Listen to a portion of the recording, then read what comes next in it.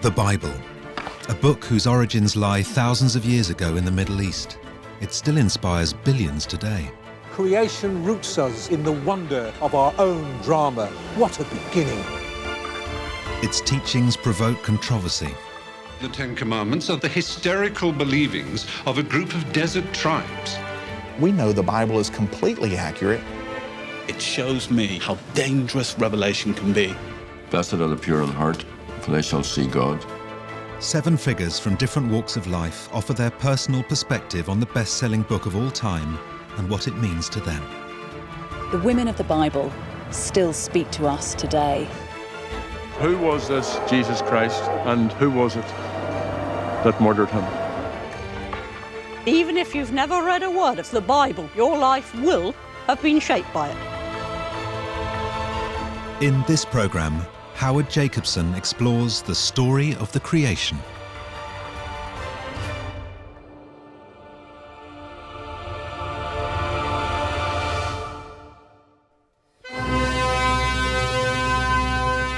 In the beginning, God created the heaven and the earth.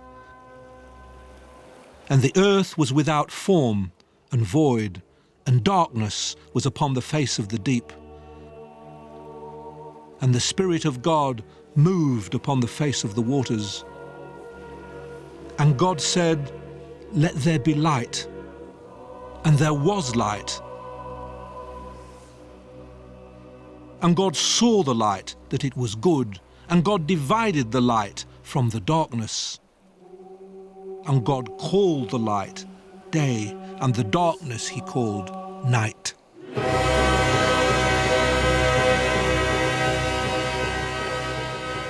With these exquisite opening sentences of the Old Testament, life begins. In 6 days, God speaks the universe into existence. There is no struggle and no harshness, a mere breath, and in God's own image we are made. And then, seeing that his creation is good, he rests.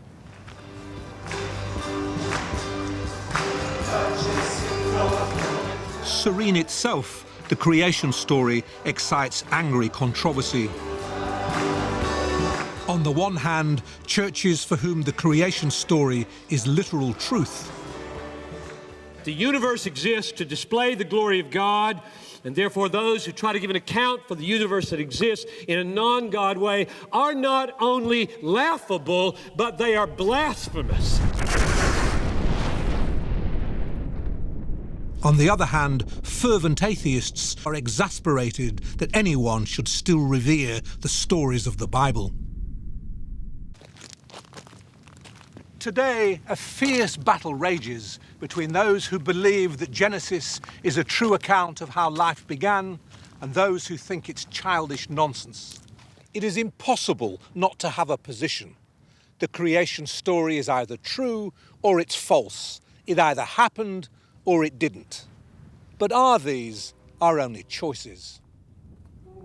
In this film, I aim to find a path between the fundamentalisms of religion and atheism, to find a vocabulary for describing the wonderful poetry of the creation story, which doesn't leave it vulnerable to the absolutes of faith or denial, and to explore why, whatever we believe, it's a story we cannot shake our imaginations free of.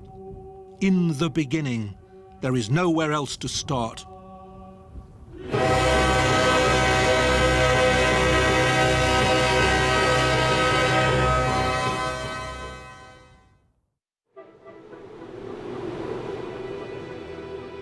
The book of Genesis teems with stories.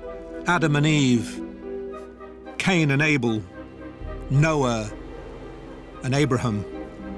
But the creation is the heart of it. It tells Jews and Christians alike how their world began, how God called forth life in abundance, causing it to grow and multiply, finally creating man himself. To this day, it provides us with the rhythm of our working week, crowned by the Sabbath, the day of rest and worship. But the creation story also provides us with something still more fundamental, the first unequivocal statement in world literature of belief in a single, all-powerful God.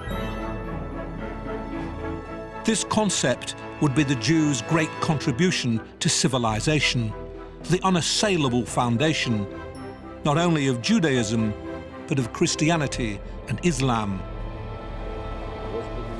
No other idea would have such a profound influence on the history of humanity.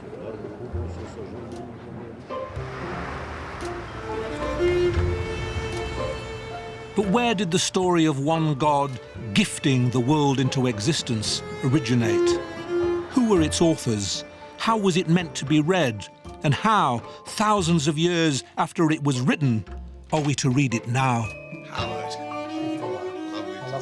Lord Sachs is Britain's chief rabbi, a theologian, a philosopher, and a biblical scholar. To understand Genesis 1, you have to understand that this is a polemic against all the stories in the ancient world about how the world came to be the way it is, which are all stories about multiplicities of gods, huge cast list of deities, all of whom are fighting, squabbling, plotting each other's downfall or hacking each other to pieces. And they come in endless shapes and forms. And of course, Judaism gets rid of the entire cast list. All of a sudden, you get this extraordinary radical idea that there is just one God. And he has no company up there. The only company he has is this creature that he has created in love in his own image, which is why Genesis 1 is so serene. God says, let there be, and there is. We forget how radical the idea of one God creating the world must have been in a world of many gods. So, where did it come from?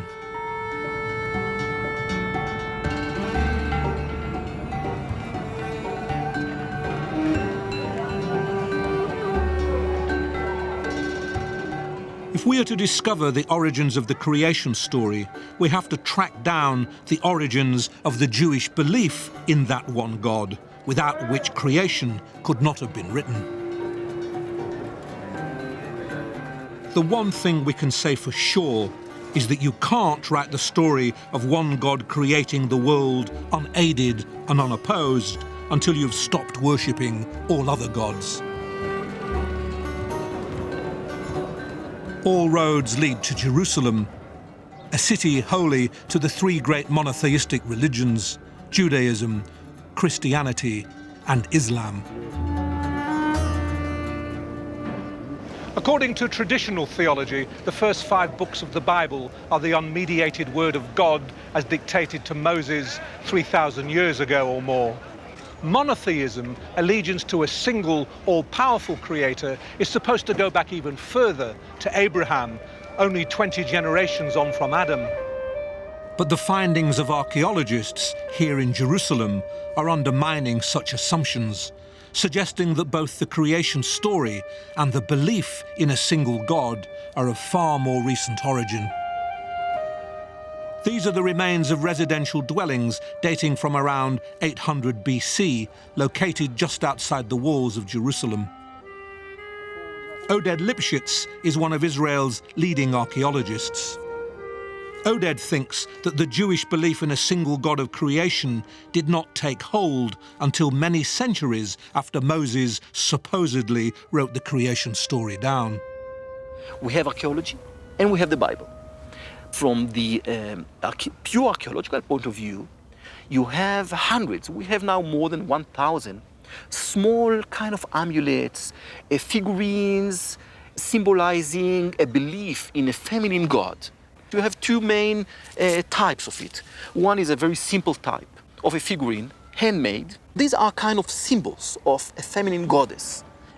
The presence of these fertility symbols in Jewish homes tells Oded that Jews were still worshipping multiple gods hundreds of years after Moses, which suggests the story of one God creating the universe could not yet have been written. For Oded, it was only at the end of the 8th century BC that Jews began, slowly, to place their trust in one supreme being. A trust that was severely tested when in 586 BC the Babylonians destroyed Jerusalem. The evidence for this disaster still survives. Just in this area, a huge destruction level was discovered with a very, very big ash layer and with a lot of arrowheads like this one used by the Babylonian army. The temple in Jerusalem was sacked and thousands were hauled off to exile in Babylon.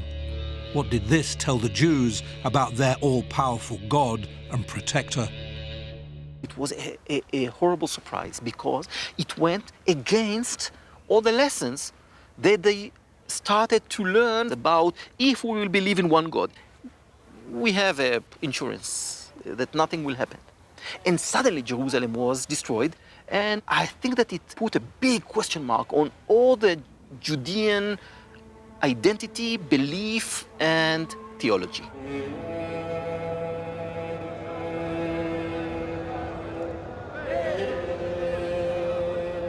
How can you go on believing in a God who abandons you to your fate? It's a question Jews have had reason to ask more than once in their long history. At this stage, according to Oded, the creation story was still to be written.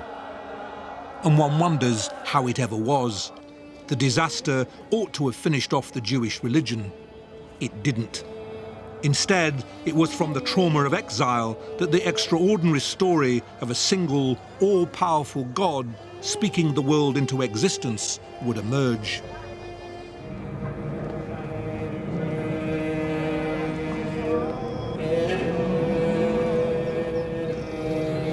According to traditional Jewish and Christian belief, the creation story was dictated by God to Moses more than 3,000 years ago.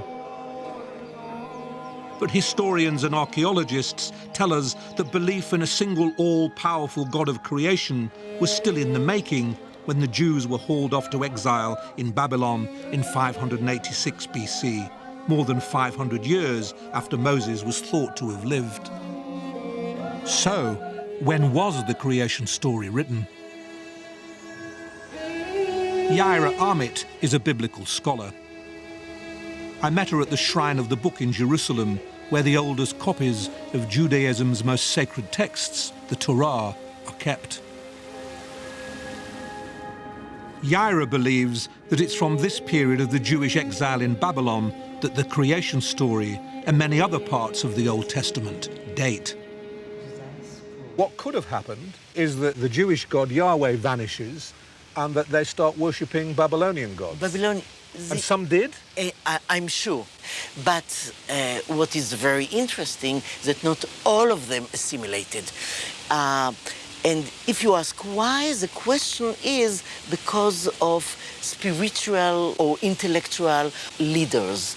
And those leaders said to them, we sinned, and here we are punished. The thing that you're describing is extraordinary, really. You were saying that we have sinned, therefore everything that's happened is our fault.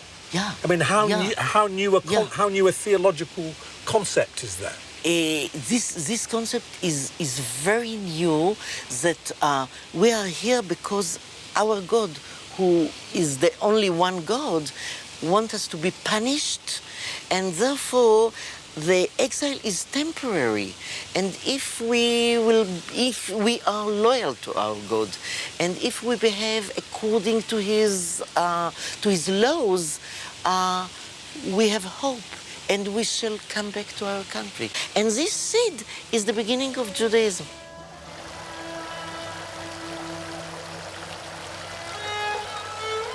Rather than believe their God had abandoned them or simply been defeated, the Jews read their exile as proof of his unequal power. They had sinned, and this was his thundering punishment.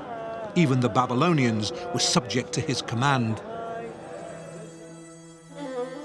It was in this period that Jewish thinkers began to write down their history in earnest, wishing to show that their God was without peer, had always been with them, and had planned their destiny from the very start of creation.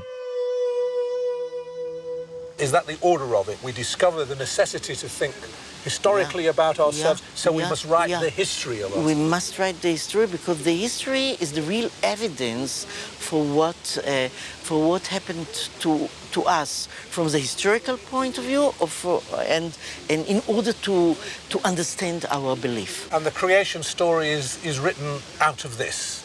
Of course. At this time. Yeah.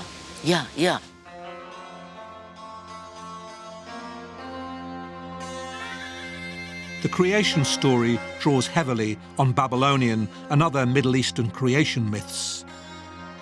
They too see creation as the victory of order over chaos, but in these the world is born out of conflict between the gods.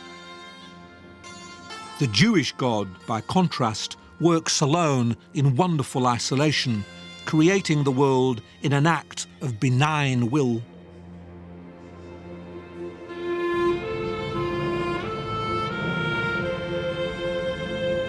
"50 years after the fall of Jerusalem, Babylon was conquered by the Persians and the Jews were set free. Their faith had been rewarded and they returned to Israel with a monotheism made more fervent by exile. They now had a sophisticated creation story shaped to demonstrate God's good intentions from the very beginning, and a new dedication to scholarship and analysis. They returned, in other words, as people of the book. 2,500 years later, this passion for learned disputatiousness, in which no word is allowed to go unexamined or unilluminated, still survives in the yeshivas or seminaries of Jerusalem.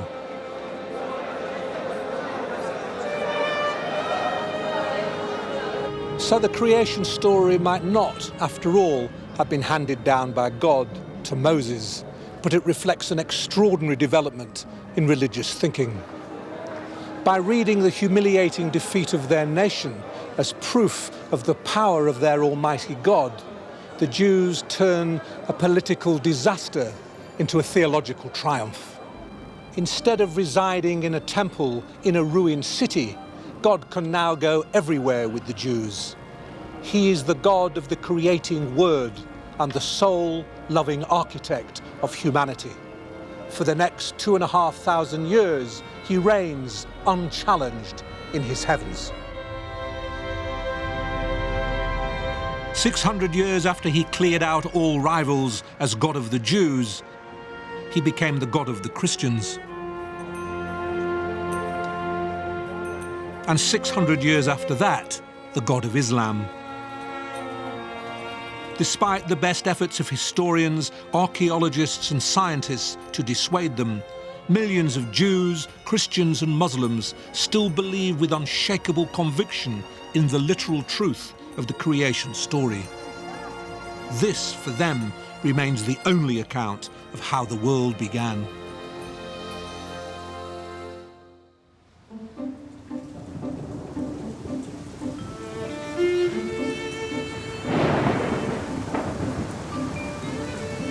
In pursuit of such unshakable conviction, I am returning to where I began. Not exactly the Garden of Eden, but Manchester.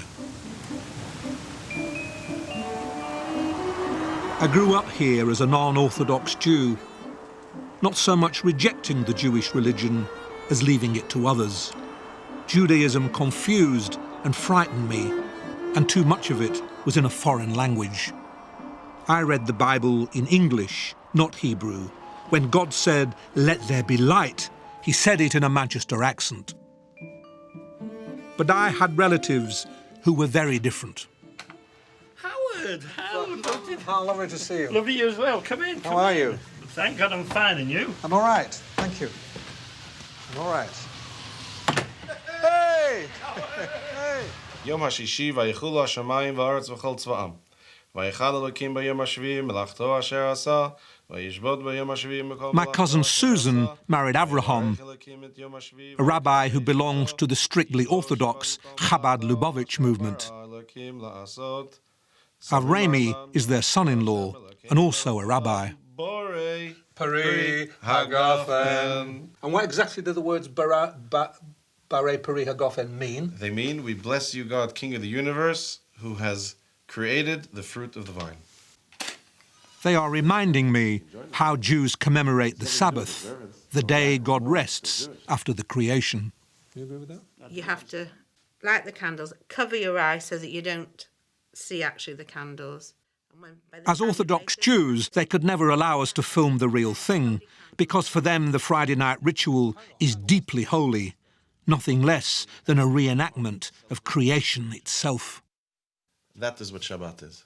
It's the day when the world is the celebration of God's culmination, of the perfection, the completion of the world, and we celebrate the wonderful gift that He has given us, this world. The Talmud says that when we hold a glass of wine on Friday night and say these words, we become partners in the act of creation. Really? Yeah. Do I need to be saying these words at the same time as I'm drinking the wine, or will drinking the wine You drink be after enough? you say the words. When you finish, you drink. It's a lovely idea being a it is a lovely idea being a partner in it. Right? Yeah, because we. So what, a partner with God? With in a God. sense. Oh yeah. Yes. This is not a question you normally bring up at a family occasion, but I have to ask it. God made the earth and all the creatures on it in 6 days. Is that your understanding of how we got here? That's what we've been taught for thousands of years, from childhood onwards. And you believe that? Implicitly. The bottom line is, belief transcends rationale and understanding. Our understanding takes us to a certain level, but then belief and faith kicks in. You can't rationalize faith. I'm much affected by that. I love the idea of our being partners in creation, because it humanizes the whole story and it reminds us of our creativity. And I'm touched too by the fact that every Friday night creation is remembered and reenacted. I think that's extraordinary, that there are people, there are Jews, who are able to feel that they are living continuously with that story and living as though again and again, week upon week, as though at the beginning of time. But for it to work, they say it, you have to have faith. And if you don't have the faith in that story, in the truth of that story, where are you?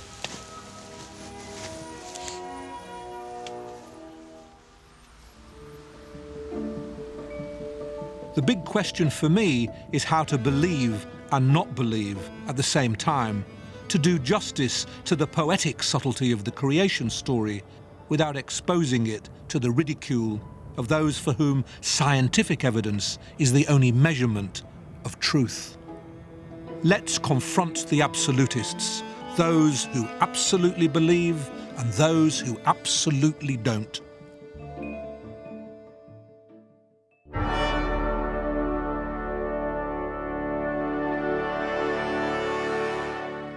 And God saw everything that he had made, and behold, it was very good.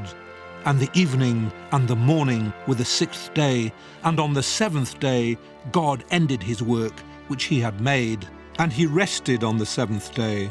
And God blessed the 7th day and sanctified it. Today there are many for whom this image of a God-made world is not good. A militant new atheism is in the wind, and I've come to its holiest shrine, the Natural History Museum in London, a temple to Charles Darwin's theory of evolution. Here, room after room of fossils and skeletons testify, sometimes with great beauty, to the Earth's not being thousands, but billions of years old. Conclusive evidence that life is not the product of divine will, but of the brutal laws of natural selection.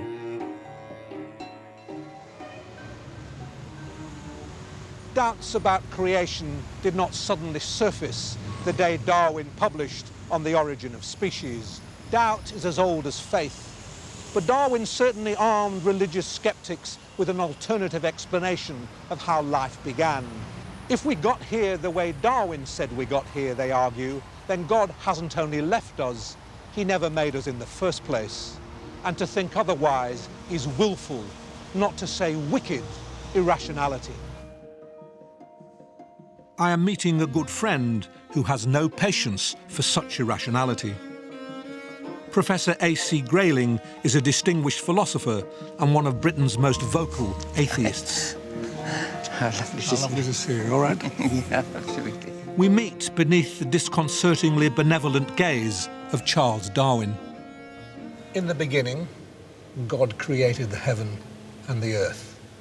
I would like to ask you, did he? Except I know what you're going to say, so I'll ask you instead, how do you know he didn't? Well, firstly, there are so many different creation myths from so many different parts of history, so many different cultures, and all of them share something in common, which is the ignorance of the people who created the creation myths. What they wanted was a story to tell. They wanted a narrative, they wanted a beginning for things, and so they made up a story about an agent bigger, stronger than they were, from which the world came. Out of ignorance? Out of ignorance. That's quite, I mean, that's quite scornful. Think of this. If you thought that the wind and the thunder were agents, like yourself, but invisible and more powerful, and then you discovered over many generations that they weren't, that they were part of nature, the agencies in question would begin to move out of nature up to the mountaintops and then into the sky and finally outside space and time altogether. As the horizons of knowledge advance, so the gods vanish further and further You're away. not explaining the necessity for them. If we've answered all those other questions, why did men go, why didn't they just jettison it? Nobody really believes it. What people want is, they want to believe it, and they therefore stop themselves thinking about it too clearly. Well, let me tell you I am the opposite. I don't believe it. I don't believe any of it. I don't believe it as much as you don't believe it. But I want to believe it. Because it seems to me it's an access. No, it's not true that I want to believe it. I just think there is something there that they believe that is not negligible. That is issued in great thought, in great beauty, and in beautiful literature, and in beautiful music. I simply want to honour the imaginative necessity that drives people to believe, and that all your reasoning in the world doesn't answer for.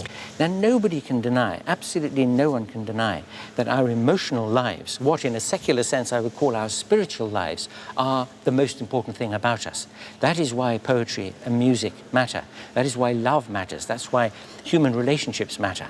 Why is it necessary, in addition to the beautiful music, to the stirring poetry, to the profundity of our love for other people, to add on these ancient stories of gods and ghosts? That's not the order. They don't do anything to enrich it, and even indeed historically they get in the way of it.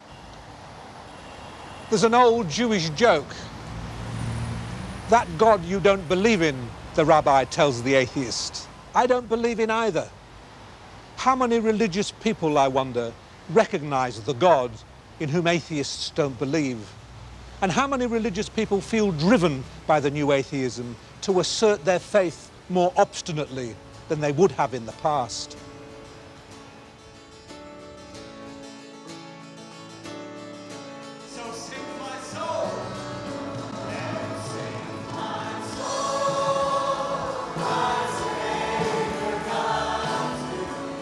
No, this isn't the American Bible Belt, it's central London. Here, just a short bus ride from the Natural History Museum, but undeterred by its findings, people flock to hear the teachings of creationism. I cannot myself feel contempt for whatever consolations this congregation finds in its religion. Belief assuages sorrow, but at what cost to reason? In the beginning, God created the heavens and the earth. And you'll notice there's no attempt made here or anywhere else in the Bible to prove the existence of God. Actually, the very attempt to do so can be somewhat insulting to him. It's like someone asking you, prove that you had a father and mother. well, you wouldn't be here if you hadn't. And it's an Greg insult to Haslam suggest is senior pastor at the Westminster Chapel and an ardent believer in the literal truth of the Bible, including the creation story. For you, creation is true? Absolutely true. God makes the world and everything alive in it in 6 days. In 6 days, yeah. You are, of course, well aware that there are many people out there who would say this is bunkum. I'm very much aware of that. I certainly am familiar with all that our critics say about us. But I believe the science is on our side, not theirs. You have the science on your side? I believe so, yeah. I was taught the same things that they believe and then came to see them with different pair of eyes, as it were, different pair of glasses. So the fossil record and sedimentary layers of the earth, fossils aren't formed gradually over time because dead animals rot or they're eaten by predators. How could a whole dinosaur be preserved without sudden catastrophic burial? Noah's flood. So that's a different lens to look at the same facts and interpret them differently. But why do you even want the science on your side? Why don't you say to the scientists, you do your thing, I do my thing? Because biblical faith, as opposed to other religious perspectives in this world, is rooted in events that happened in history.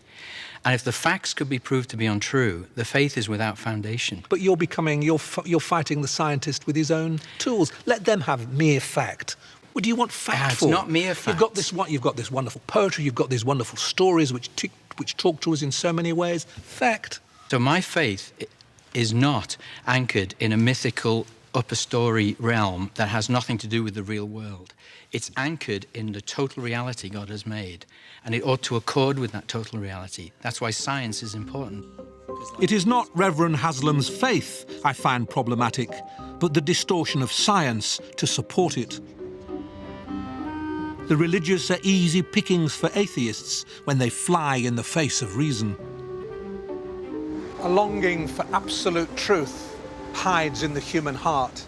Absolute atheism, absolute creationism dance to the same tune, each driving the other to further and further extremes of absolute conviction. For me, neither position leaves room for what the poet John Keats called negative capability.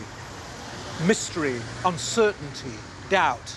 And since these are what make for creativity, they are precisely what we must bring to the creation story.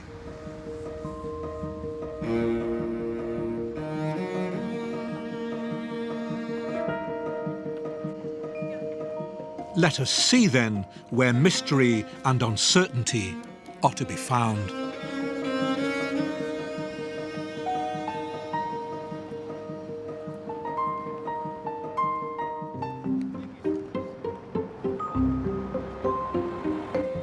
My attempt to steer a path between the competing extremes of unswerving belief and unswerving disbelief has brought me to Cambridge, where I read English literature in the 1960s. Among the writers I most enjoyed was Coleridge, who dismissed attempts to subject the Bible to scientific inquiry by saying that the Bible found him, and that was evidence enough. It's the final word on all writing. It finds you or it doesn't. You are never far from literature when you put your mind to religion, and you are never far from religion when you put your mind to literature. I studied English literature here in Cambridge, imagining I was leaving Jewishness behind. But in fact, I was doing what the boys I observed at the Jerusalem yeshiva were doing: interpreting, interrogating, discriminating. You could say that creation itself was the first great act of discrimination. God calling for light and then distinguishing this from that. Sea here, land there, this day holy, that day not. The emergence of clarity from lightless chaos in the creation story is to me a thing of immense intellectual beauty, a beauty which scientists too can appreciate.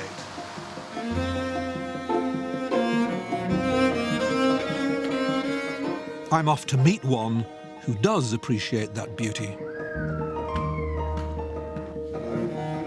The Reverend Sir John Polkinghorne is a particle physicist and one of Britain's most celebrated scientists. He's also an ordained Anglican priest, a combination that bewilders people who are rigid in their distinctions. I notice that you have the distinction, the dubious distinction of being mentioned by Dawkins in his God Delusion book as one of the, I think, the good scientists who believe, or one of the good religious scientists. He's sort of a bit incredulous about how I could be so stupid. Well, that's what I was going to ask you. What's he so puzzled about? He's puzzled because he has such a distorted and caricature view of religion. I mean, he thinks, for example, that a typical creationist who believes the world is 6,000 years old and so on, came into being in the course of a hectic week, is the typical religious believer. And of course, it's very easy to scorn and demolish straw men of that kind. So what is it in relation to the creation story, which is our subject, that you believe? When you read something like the early chapters of the Bible, you have to figure out what it is you're reading. If you think it is a scientific account of a hectic 6 days of divine activity, then of course you'll think it's all nonsense. But it isn't that. And you're abusing the text if you try and read it in that way. It is something deeper and more interesting than that. It's theological text. The message of Genesis 1 is not God did this and then did that, but nothing exists except through the will of God. God said, let there be. For Dr. Polkinghorne, his scientific knowledge, far from undermining his faith, actually bolsters it. He's fascinated by how precisely the physics and the chemistry of the universe must be structured in order to make it possible for life on Earth to evolve. Science explores the world, and it finds that the world is deeply and wonderfully ordered. And that suggests to me that there is a divine mind behind the order of the world. For example, we have discovered that we live in a universe that is very special, very particular. We find that a world that is capable of producing carbon-based life has to be a very particular world indeed in its given physical fabric. That's to say, the laws of nature, which operated following the Big Bang, have to take a very specific form. If they'd been a little bit different, there would be no carbon and there would be no carbon-based life. That's very surprising. And again, you have to ask the question, is that just our luck? Or is it because we don't, in fact, live in a world that's any old world, but a world that is a creation, which has been designed by its creator in the sense of being given the intrinsic potentiality that will enable it to have the fruitful history that brings forth carbon-based life. And of course, it's the last understanding that I find the most coherent and intellectually satisfying. This much I am now settled in my mind about. You don't have to deny the findings of science to call yourself a religious man. You can be for Darwin and for the Creator. It's a nonsense to say the creation story fails as science. The two are on entirely different errands.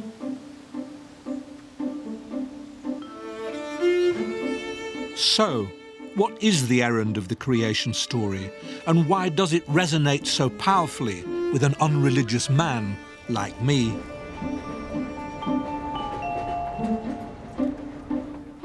Mary Midgley is a moral philosopher. She's 90 years old and throughout a distinguished career has put her mind to what religion means for human beings.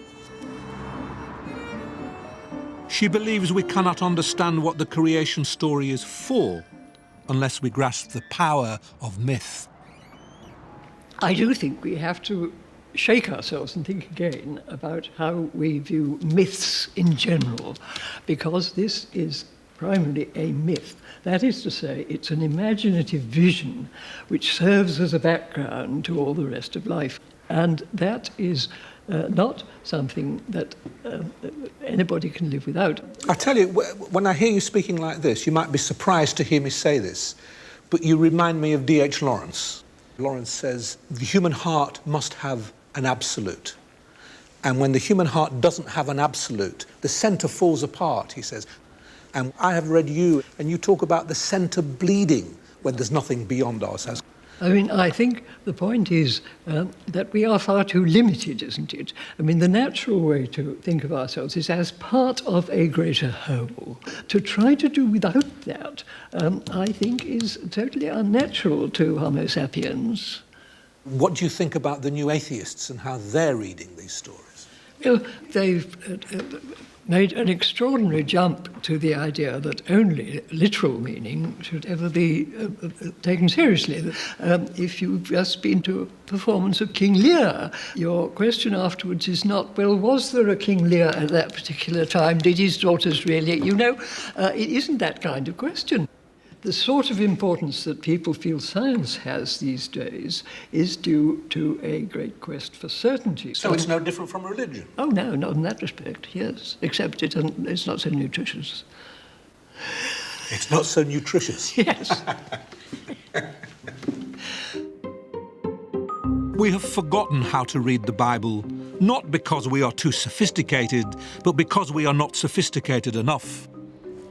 Mary Midgley reminds us of the lessons to be drawn from art, whether it's King Lear or a soap opera. We know they are made up, but still we are enthralled.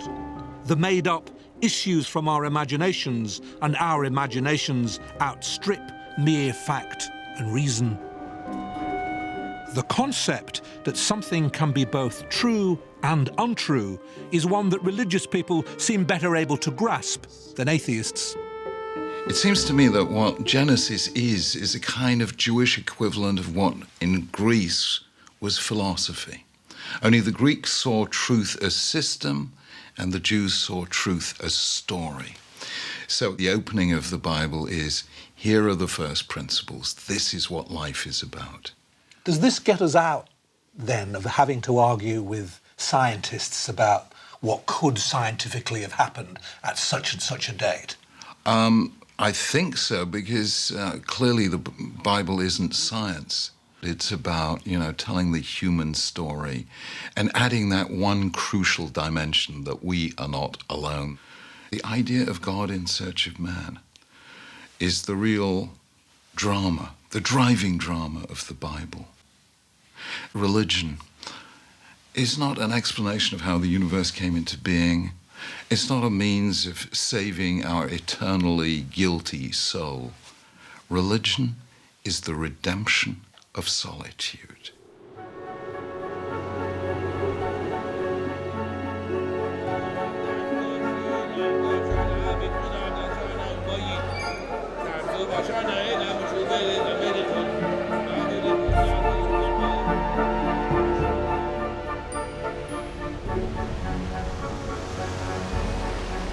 It's just possible that in the course of making this film, I have become a little more religious, or at least a little less non-religious than I was. I've grown in my attachment anyway to the God of creation, who is yet to become the glowering Yahweh so detested by atheists. He is fresh to himself, as we in creation are fresh to ourselves. Everything is to play for.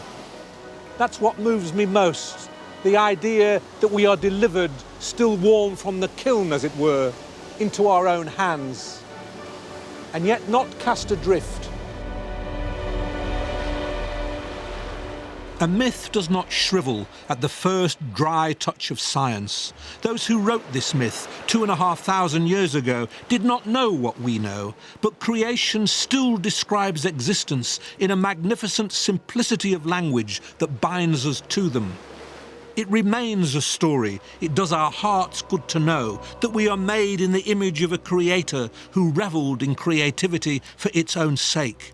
He made us out of no other motive than an artist's joy in making, and saw that we were good.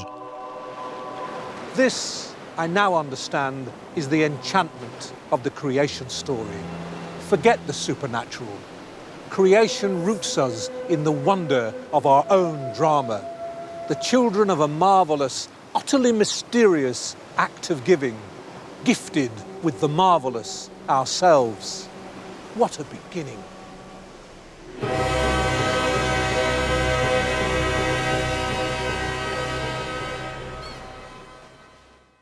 In the next programme, journalist Raggy Omar goes in search of the prophet Abraham. We're descendants of Abraham, who is the man who signed on the dotted line with God.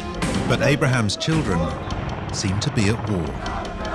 Is Abraham's legacy one of the greatest sources of division in the world today, or does the great patriarch hold the key to peace and reconciliation?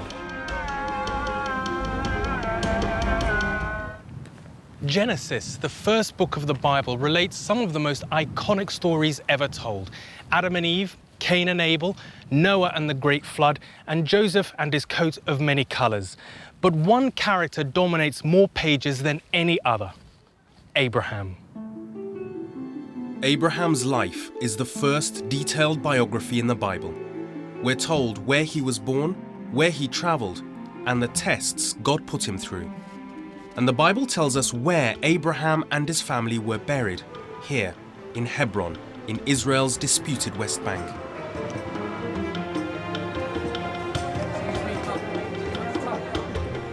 These Jewish pilgrims have come here to pay homage to the Old Testament prophet Abraham, whom they believe is buried in a tomb just behind me. For Jews, Abraham is the father of their nation. But amazingly, Christians and Muslims also revere Abraham as their patriarch, and they say that they are also descended from him. World statesmen frequently invoke the name of Abraham as a unifying figure for all three faiths.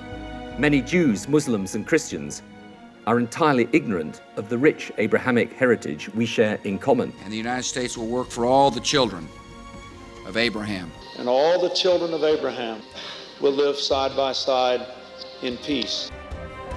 You'd think that this common claim of ancestry would be enough to unite these three faiths. You'd be wrong. The land of Israel was promised to the children of Abraham. The Jewish people only. Only the Jewish people. From my perspective, Abraham is for the Jews and the Christians. سيدنا إبراهيم مسلم حنيفا مسلم لا يهودي ولا مسيحي مسلم. 2 billion Christians, 1.5 billion Muslims, and 12 million Jews claim Abraham as the father of their faith. I want to find out who is Abraham and what are the differences in the Abrahams of the Christian and Jewish Bible and the Abraham of the Quran. Is Abraham's legacy one of the greatest sources of division in the world today, or does the great patriarch hold the key to peace and reconciliation?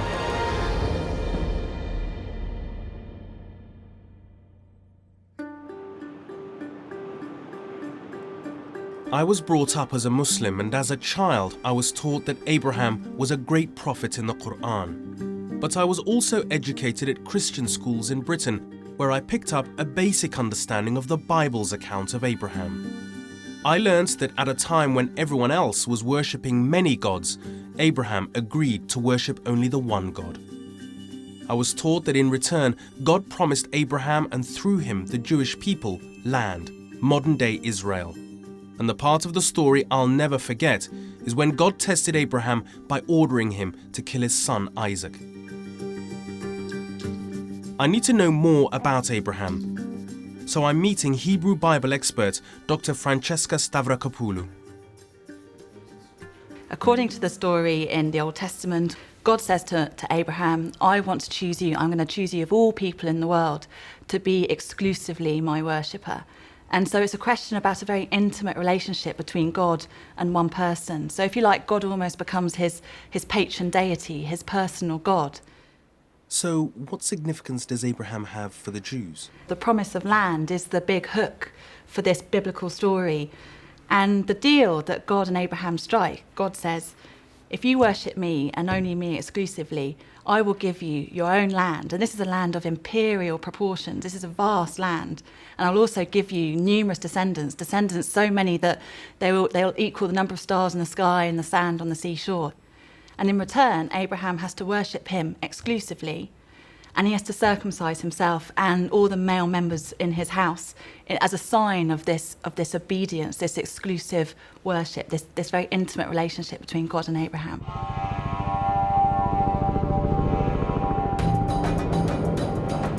Of all the unlikely places, Abraham's story begins here in Iraq. I'm near the place where, according to biblical tradition, Abraham was born some 4,000 years ago. This is the US Talil military base in southern Iraq. Today, it's home to 8,000 American soldiers who are here to reconstruct the country in what the American military calls Operation Enduring Freedom. The last time I was here, reporting on the Iraq War, there was bitter fighting going on between insurgents and US soldiers.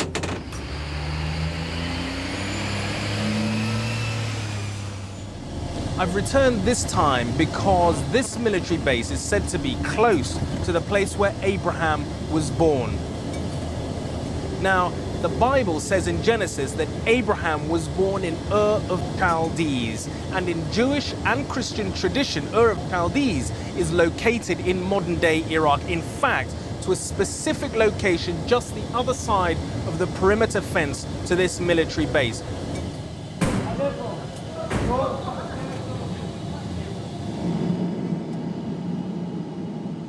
We've been held up here for about 15 minutes, and the reason is that there's been indirect fire. Some mortar rounds have been fired into the base, and it may mean that we can't get to the other side of the perimeter fence to see the place where people believe Abraham was born. After 30 minutes, we get the all clear and continue our journey to the archaeological sites beyond the camp.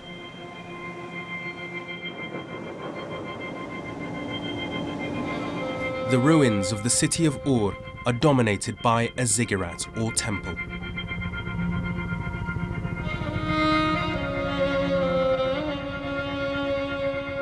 It was a sacred site for the Sumerian people, the world's oldest known civilization.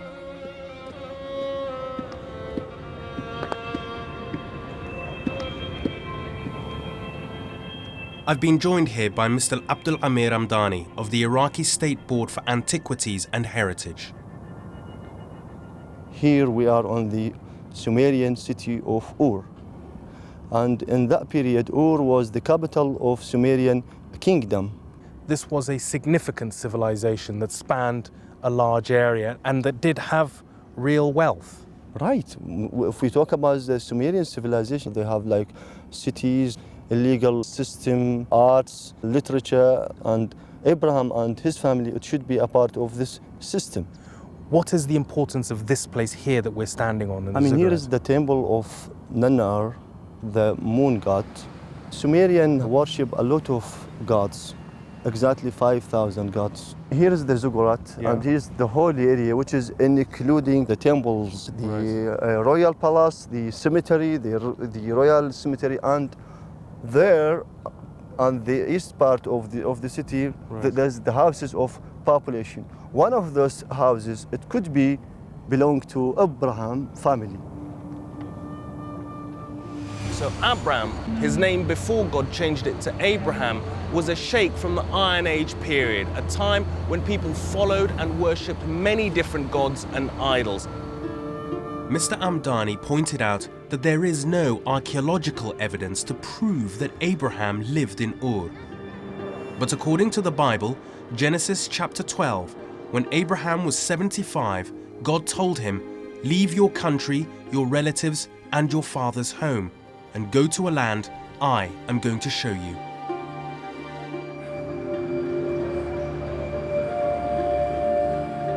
God tells Abraham, "Follow me," and he obeys. And for the next 100 years, Abraham wanders the region we now know as the Middle East. And many people believe he follows the route in red on the map behind me, starting in Ur in southern Iraq. He travels up to what is southern Turkey today in Haran, and then he travels south to Canaan, which is Israel and the Palestinian territories. From now on, all the key events in Abraham's life take place in this region. This powerful moment when Abraham answered a call from God to give up everything and to follow him is central to the Jewish, Christian, and Muslim faiths.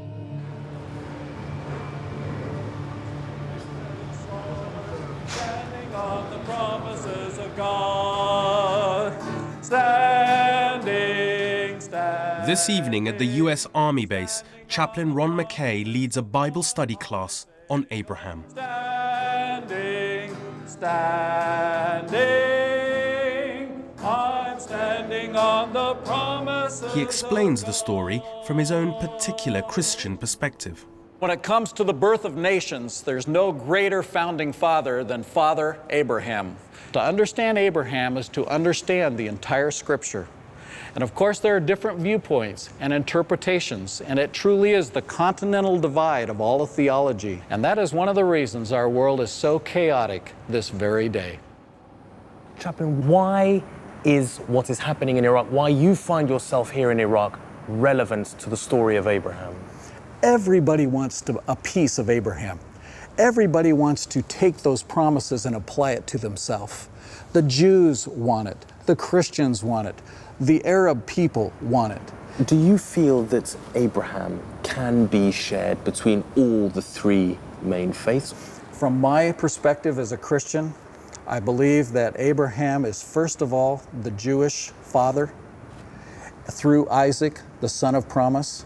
And I believe that through an extension, Jesus Christ was who the seed really was talking about.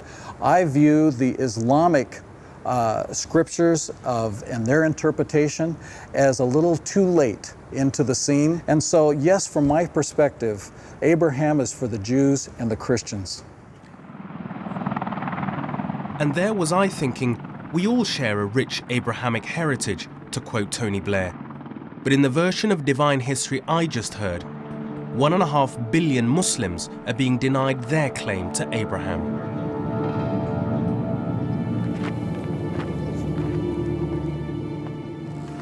This is a quiet but still eerily uneasy place. And for many Muslims, Iraq remains a Muslim country that is occupied by a largely Christian Western army. And they point as evidence to the fact that right here you have an American base slap bang next door to the supposed birthplace of Abraham, the father of three monotheistic faiths. And already at the beginning of my journey to tell Abraham's story, I can see that his legacy is a complex one and one defined by conflict. I'm on a quest to find the Abraham of the Jewish and Christian Bibles and the Muslim Holy Quran. I've traveled to Iraq, once part of ancient Mesopotamia, to visit the place where, according to biblical tradition, Abraham was born. Now, I want to know how the account of Abraham in the Bible came to be written. According to the scriptures, the Israelites lived on and off in Canaan, the land which God had promised Abraham for several generations. Then disaster struck. They were conquered and forced into exile to Babylon in Mesopotamia. The story of Abraham in the Bible was written at a time of great trouble and difficulty, in the sense that it was written in the 6th century BCE. This was the time when the Israelites were expelled from the land by the Babylonians. This is the time of the great exile. So the Israelite nation have lost everything. They've lost their own political independence, they've lost their land, they've lost the temple in which they worshipped God, they've lost everything. For them, writing about who they are, where they've come from, is a really important ideological task. It's helping them to recreate and to cement their own identity. Who are we? We haven't got the land anymore. We haven't got the temple. We haven't got the Davidic king, but we've got Abraham. He's our ancestor. And so they're basically imitating Abraham. Abraham came from Mesopotamia and came into the land. Well, we're now in Mesopotamia. We've been exiled to Babylon, but we can regain that land that was promised to Abraham.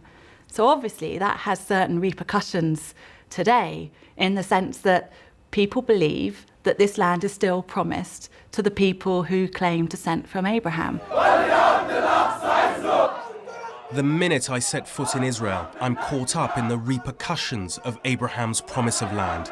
Land the Palestinians have occupied for centuries and which the Jews believe belongs to them.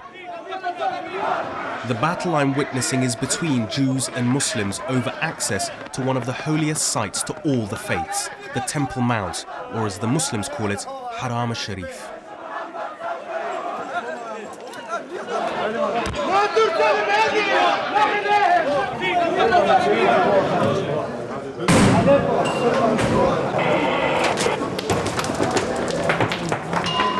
They said there'd be tension, and there was. Palestinian boys started throwing rocks, and now there's a huge security operation clearing the areas around the compound.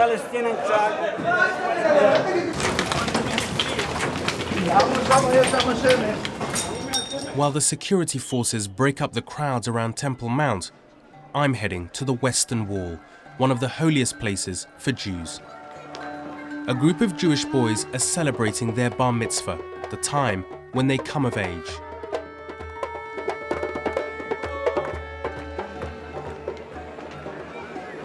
They will have learnt from birth the story of Abraham and God's promise of land to the Jewish people. We Jews view ourselves as spiritual inheritors of Abraham and even physical inheritors of Abraham. When I say spiritually, we're descendants of Abraham, who is the man who signed on the dotted line with God. He's the individual who made the covenant with God about 3,800 years ago.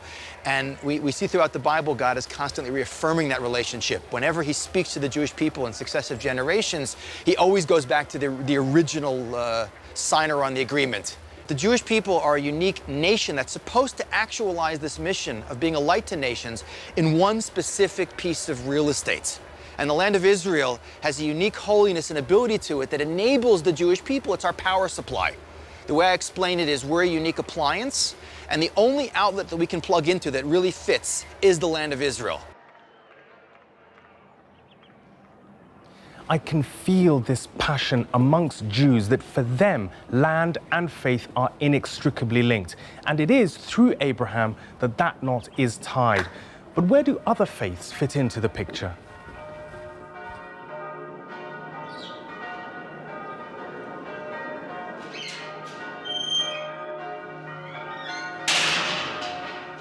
Archbishop Aristarchos is a patriarch of the Greek Orthodox Church in Jerusalem. We believe what is written in the Old Testament about Abraham. In Genesis, patriarch Abraham is for Jews and for us Christians one of the great patriarchs. What do Christians believe about the covenants that God made with Abraham? We, as Orthodox, believe that God made the covenant with Abraham for the Jewish nation, but then as well we believe that through Jesus Christ, who is a descendant of Abraham, made a covenant with us. Through Jesus Christ, we are called to God according to the New Testament. We have the Old Covenant and the New Covenant. So what you're saying is the covenant with Jesus Christ is the fulfillment of the covenant with Abraham. Yes, we believe so. This is our Christian belief. And significantly, writers in the New Testament were at pains to establish a family tree for Jesus which stretched all the way back to Abraham. The last of the great monotheistic faiths, Islam, came on the scene much later in the 7th century. And as I learnt when I was a boy growing up in London, for Muslims, Abraham is also the great patriarch of their faith. Yeah, and it's interesting there that... I'm meeting with Dr. Mustafa Abu Sway, Associate Professor of Philosophy and Islamic Studies at Al-Quds University in Jerusalem. Yeah. Submission to God, he pointed out, is not only the essence of the Abraham story, it's actually the definition of what it means to be a Muslim. Dr. Abu Sway, can you tell me first of all, how do Muslims see themselves as being connected to Abraham? Abraham is mentioned in the Quran as the first Muslim. He called basically for pure monotheism, the first one to submit to the will of God, and this is why Muslims basically mentions him every day in their prayers. And in terms of the importance, the centrality of Abraham in the Quran, Islam perceives itself as the last phase of revelation. And on that line of prophets, we have Abraham and we have the family of Imran. In the Quran, most of the 25 names of prophets come from the lineage of Abraham. Do Muslims believe that they have a promise from God through Abraham of land, in the way that there is this covenant, this promise in Judaism? There is no covenant with Abraham that is related to the land. Ultimately, it is the idea of being a monotheist, submitting oneself to the will of God, and that's where the story of Abraham, is very, very important in the Quran. All three faiths revere Abraham, but they all have different interpretations of his story. For Jews, the critical thing is the covenant that God makes with Abraham over land. Christians argue that that covenant is superseded by the one God makes with his own son, Jesus. And for Muslims, Abraham is the highest example of obedience to God. But what all three religions share is their admiration for Abraham's willingness to risk it all for God. And for God, Abraham was willing to travel thousands of miles, and everywhere he went, he built altars to worship him. But as well as land, God had promised Abraham many descendants. He said, "I will make your offspring as numerous as the stars of heaven and as the sand that is on the seashore." Yet now in his 80s, Abraham had no children. So I want to find out how God fulfilled this side of the bargain to make Abraham the head of a huge family. In the desert, he traveled with his wife, Sarah, who was in her 70s, and her servant Hagar, together with their growing household. We're told from the very beginning of the story that Sarah, his wife, is infertile, she's barren. So the whole time that we're tracing Abraham's story in the biblical tradition, we're thinking, well, where are the kids? How's he going to fulfill this divine promise of a huge number of generations? Sarah decides to give Hagar, her slave girl, to Abraham. And so with Hagar, Abraham has his firstborn child, Ishmael. But then some years later, God performs this incredible miracle. He is the God who can open the womb. And Sarah conceives, and she has a son, Isaac. And so you have two women, two mothers, and two sons.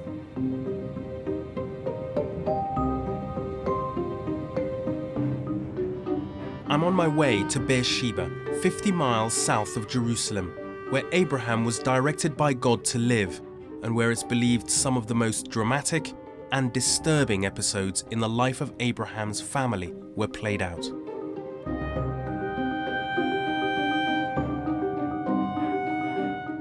Avner Goren is an archaeologist whose recent work has focused on the study of sites key to Abraham.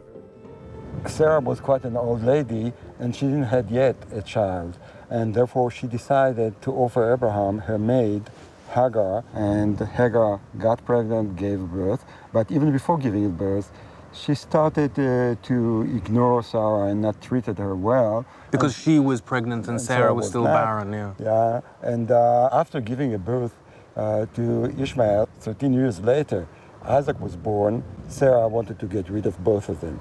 She forced Abraham to send Hagar and Ishmael away, and they went here to the desert.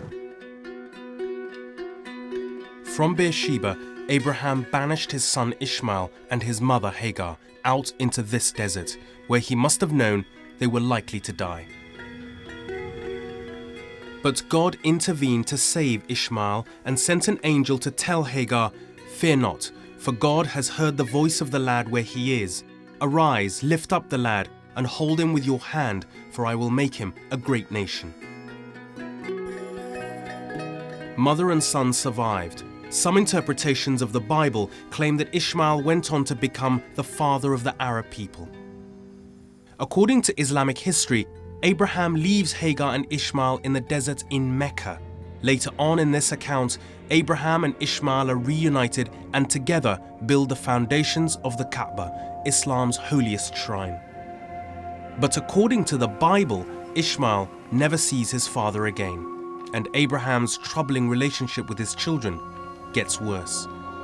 What happens next here in Beersheba is, for me, the most horrific part of the story of Abraham and the part that is most difficult to understand. God demands of Abraham to show his utter devotion to him by carrying out the most terrible sacrifice of all. According to biblical tradition, God instructs Abraham to leave this place and go to a mountain in order to kill his beloved son.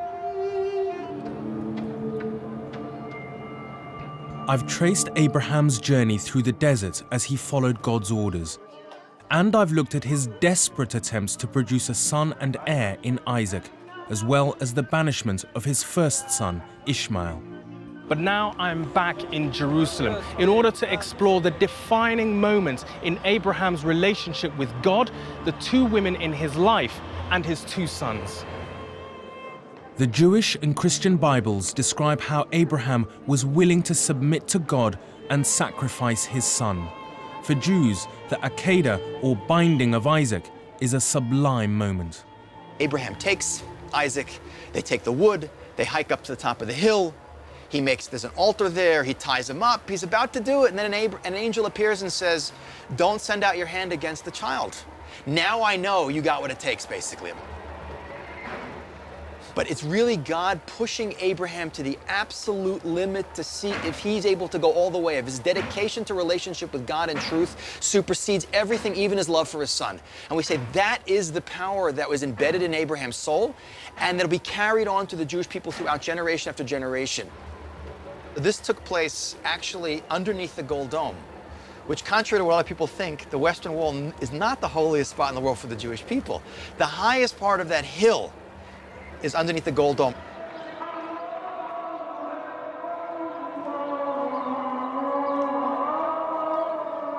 In this divided land, the Gold Dome, or Dome of the Rock, is under Israeli control but managed by the Muslim authorities. In fact, it's been a Muslim shrine for 1,300 years and is the oldest existing Islamic building in the world. For Muslims, it's holy because this is where they believe that the Prophet Muhammad ascended to heaven. But they don't believe Abraham tried to sacrifice his son here, and crucially, unlike the Jews, they believe it was Abraham's first son, Ishmael, not Isaac, who was the intended offering to God. What does the Quran say about this moment in which Abraham was tested to sacrifice his son and its importance? Abraham was put to the test. Abraham was asked to sacrifice his son, and we know that it is Ishmael. He succeeded in absolutely submitting himself to the will of God. There was not even a speck of doubt. I mean, he survived the test because he knew it was from God. It's a beautiful moment. It's the way we read the Quran. For Muslims, Abraham's son Ishmael is the forefather of the Prophet Muhammad. Jews, on the other hand, claim descent from Abraham's son, Isaac. But what both faiths share is an admiration for Abraham's willingness to show his total devotion to God by being prepared to kill his own son. In a few hours' time, one of Judaism's holiest days, Yom Kippur, will begin. This event is marked with a sacrifice intended to cleanse the believer's sins. It seems that everywhere I go in Jerusalem, I am confronted by the themes of blood and sacrifice that are central to the Abraham story.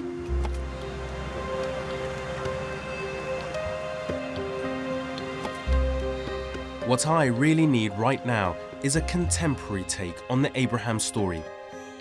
So I'm meeting one of Israel's leading human rights activists, Anat Hoffman. She's also a self-taught reader of the Hebrew Torah.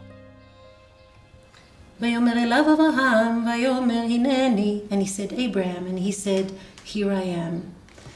ויאמר קח נא את בנך, את יחידך אשר אהבת, את יצחק, ולך לך אל ארץ המוריה, ועלהו שם לעולה. Take your son, your only one, the one you loved, take Isaac, and go to the Moriah mountain and sacrifice him for me. Well, first, let's start with the fact that it's a very dysfunctional family. Extremely dysfunctional. Dysfunctional towards boys, dysfunctional towards women, dysfunctional all around. He tries to kill both his children, both the son of Hagar, Ishmael, and the son is Sarah's son, Yitzchak. What kind of a father is it? So, and then forever we are locked, the sons of Ishmael, the sons of Yitzchak. Who did he love more? It's sibling rivalry of the worst kind. Who did he promise this land for? So the conflict that we're all hearing about in the news is an old sibling rivalry stemming from here. Do you think that heritage of the sacrifice, if you like, is still very much alive? Absolutely. I'm afraid that the fundamental religion encourages total commitment, and the extreme total commitment is to kill yourself to God. And unfortunately, this is still the discourse here.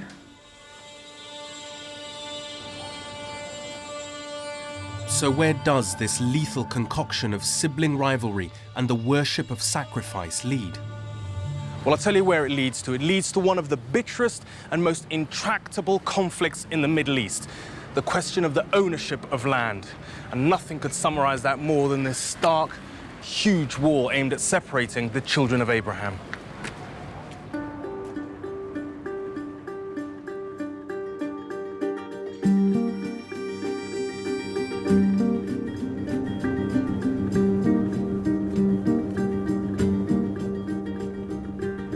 In the Bible, Abraham lives to 175, but he is mortal, and his story does have an ending. I'm heading to Hebron, south of Jerusalem, where both the Quran and the Bible agree Abraham died and is buried. Hebron in Hebrew is Chevron, and in Arabic, Al-Khalil. And interestingly, both words translate as dear friend.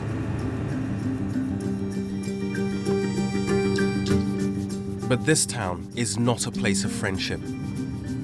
Abraham's final resting place, in fact, is the front line in the battle between Palestinians who've lived here for centuries and Jewish settlers who think that through Abraham, God promised this land to them and them alone. It's here in Hebron that Abraham's two sons, separated when they were children, meet for the last time in order to bury their father. Ishmael, according to some, became father of the Arab people, and Isaac, father of the Jews.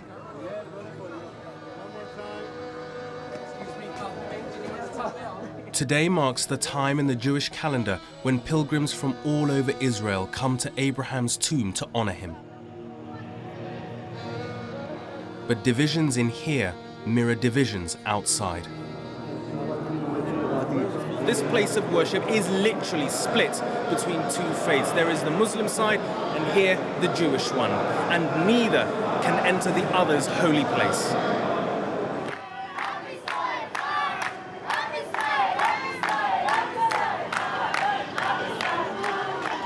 A day of celebration can't disguise the apartheid that plagues this town. Even the streets are divided. Concrete blocks separate Jews on the left from Muslims on the right.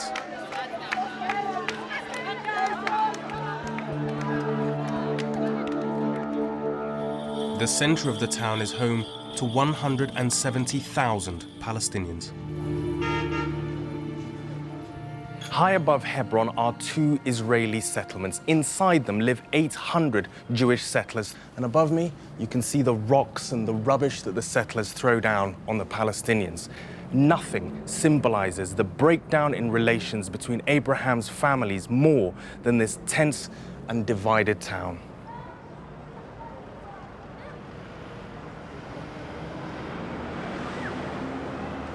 The Jewish settlers say that this land belongs to them because God gave it to them. What do you think? لا هذه الأرض ما هي إلهم. هذه أرض إسلامية أبا عن جد. أرض إسلام هذه وكلها مجبولة في دم الشهداء كلها. بعدين سيدنا إبراهيم مسلم حنيفا مسلم. لا يهودي ولا مسيح مسلم. Why is Ibrahim important today to you as a Muslim? كل وقت مهم إلنا، ما فيش من زمان ولا اليوم، كل على مر الأزمنة، على مر الأزمنة ومر العصور سيدنا إبراهيم مهم إلنا.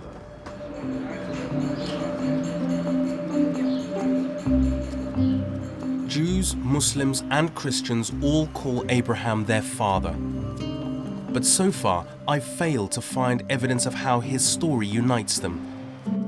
I'm feeling discouraged.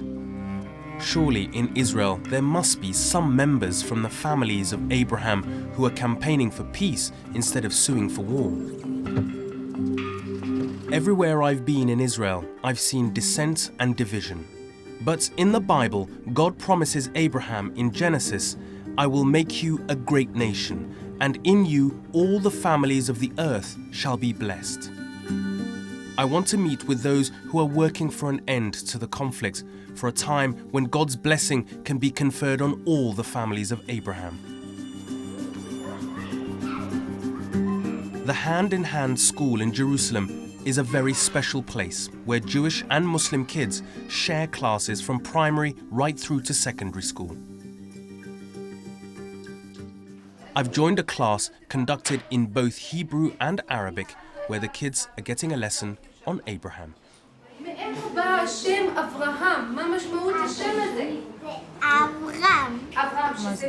For me, it's an opportunity to put some questions about Abraham to the next generation.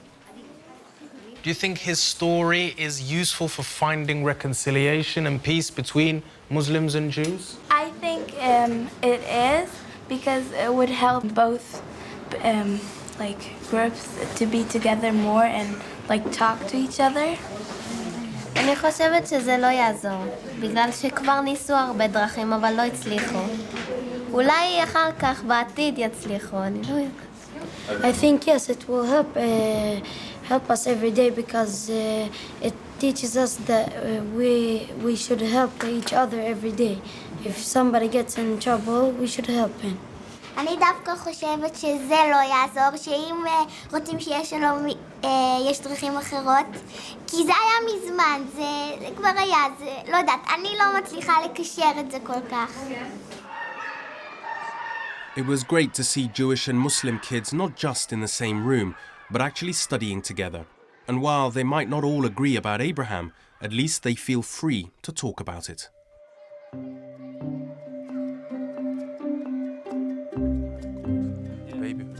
I've come back to Hebron once more, this time to meet Mikhail Mankin, a member of one of Israel's most unusual organizations.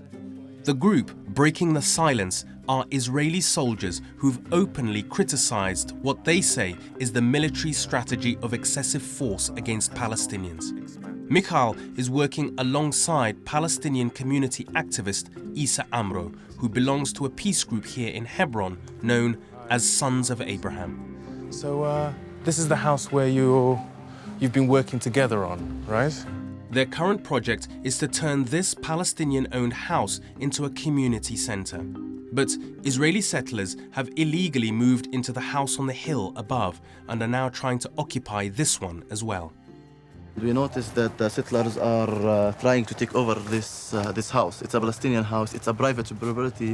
Where were they? They were living in this house. And they still are. This house is owned by settlers. It's also a Palestinian house. Right. But owned by settlers right now as well. And it was that community or those Israelis who wanted to move into this house?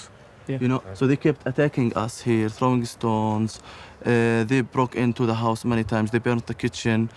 And what do you both get out of it? I mean, beyond keeping this land, I mean, is there something deeper in terms of working together? Something very important. He's one of the sons of Abraham, and I'm one of the sons of Abraham.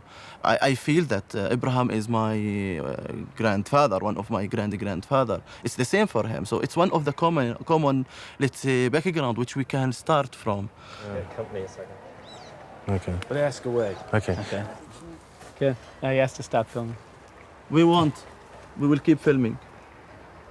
We are allowed, by the Israeli law, we are allowed to film soldiers, settlers in our... The law supports me, you know. I am working according to the Israeli law. I know the law well. You want me to call the police to come to talk to you about it? Some soldiers.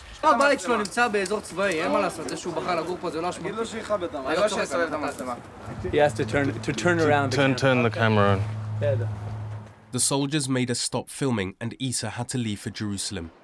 But later, I was able to talk with Mikhail about the contradictions between his belief as a Jew in the Abrahamic covenants of land and his work with Palestinians in Hebron trying to keep their land. You're religious, you're observant, you've been a soldier, you're a father, but you feel troubled by this whole story of Abraham. Well, yeah, I mean, of course, yeah. It's true that, you know, God promised Abraham all of this land, but God also told Abraham and his sons and followers a lot of other things, and there's a conflict, and there's a contradiction. So I don't even know to say an ideal world, but in an alternative world, that promise might play. But the fact of the matter is to go with that promise, for us to pursue that promise means that we have to steal. It means that we have to abuse. It means that we have to do a lot of bad things to people who live here. Do you think we should just forget about Abraham, leave him to one side with all of the legacies and just say he was the father of monotheism and let's leave it at that? Well, I can't. I mean, maybe we should, but it's my history. You know, it's my tradition. It's not something that, you know, I don't think it's a natural thing to forget where you came from. Michal and Isa are the exception rather than the rule here in the West Bank. But although they are fighting against the odds, these two sons of Abraham have found a way to work together. To me, they embody the spirit of God's promise to make Abraham the father of all nations. I had one final visit to make, perhaps the most difficult one of all. I'm on my way to meet two very exceptional people. Jewish mother Robbie Damelin lost her son David, who was killed by a Palestinian sniper. Palestinian Ali Abu Awad lost his brother Yusuf, who was killed by Israeli soldiers, and Ali himself spent 3 years in prison. Both Robbie and Ali were tempted but ultimately refused to seek revenge for their loss, and today are close friends. Together, as members of the Parent Circle Families Forum, they speak to audiences around the world about the need for reconciliation. Keep Abraham, keep God rest from us, you know, because even God is tired about this conflict. You know, what is more important for God? Al-Aqsa Mosque or people's life? What is more important for Jewish? Is the Kotel or a Jewish life? You can believe in whatever you like, because if that's what gives you solace, that's what you must do. But you cannot take that and push it onto the public in order for them to believe that they own a piece of land, which I've never seen any proof of them owning, and I haven't seen any title deeds. So take that Abrahamic faith, and if it creates a good way of living for people, that's fine, but it has nothing to do with state or land, and I believe that the conflict here is nothing to do with religion. I think it's to do with land.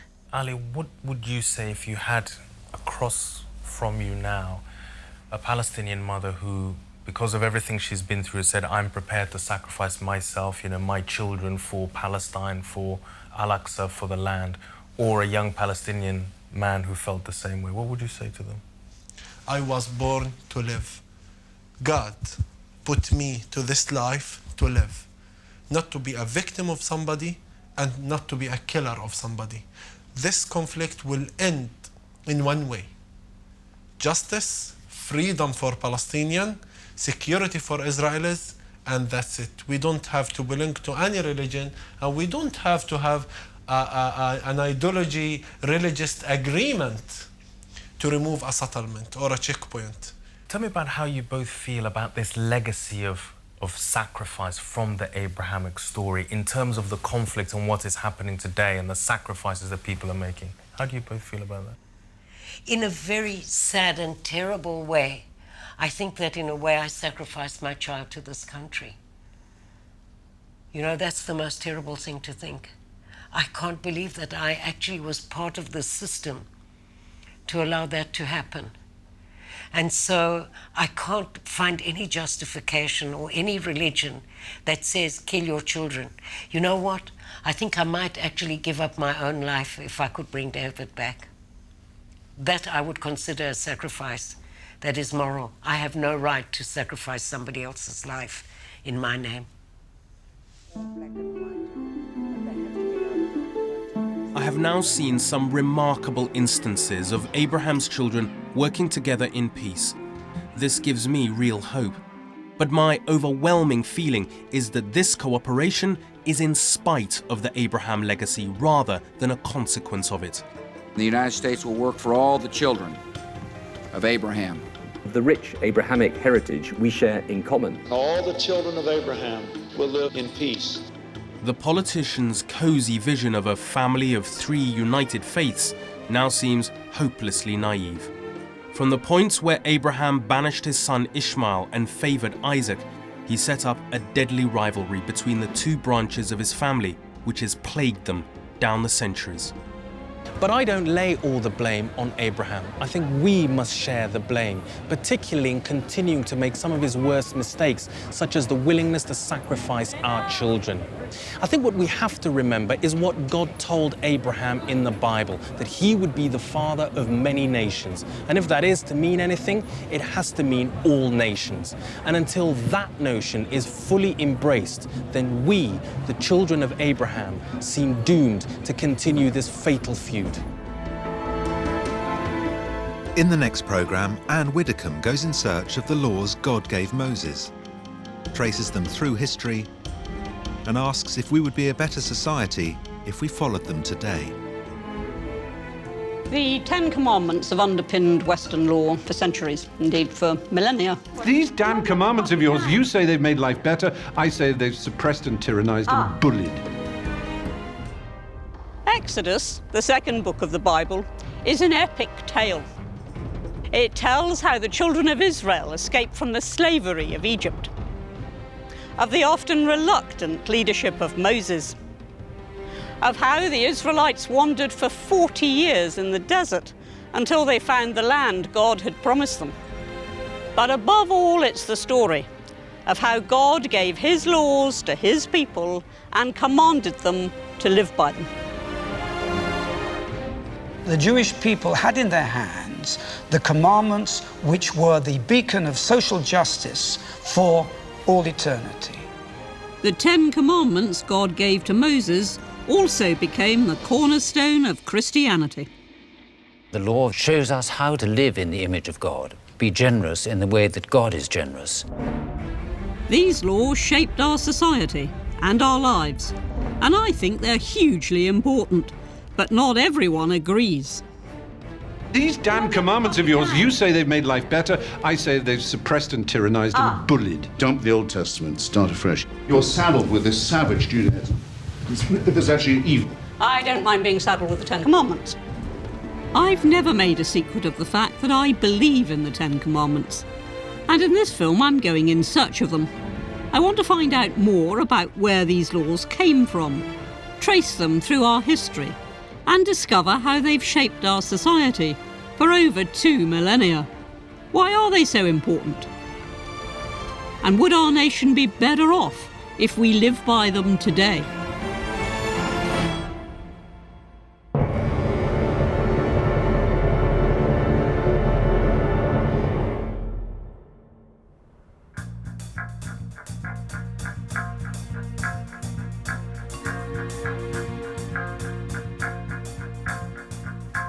The Ten Commandments.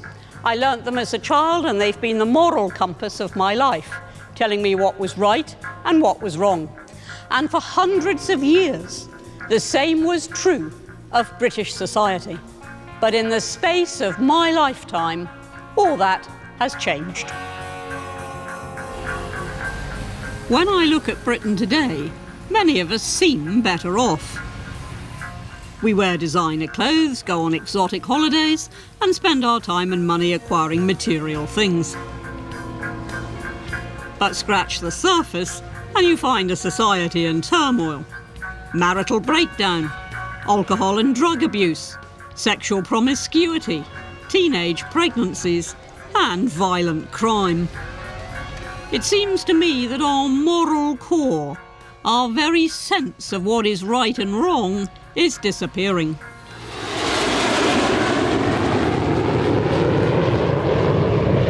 We've departed from the law of Moses, but who precisely was he, and where did his laws come from?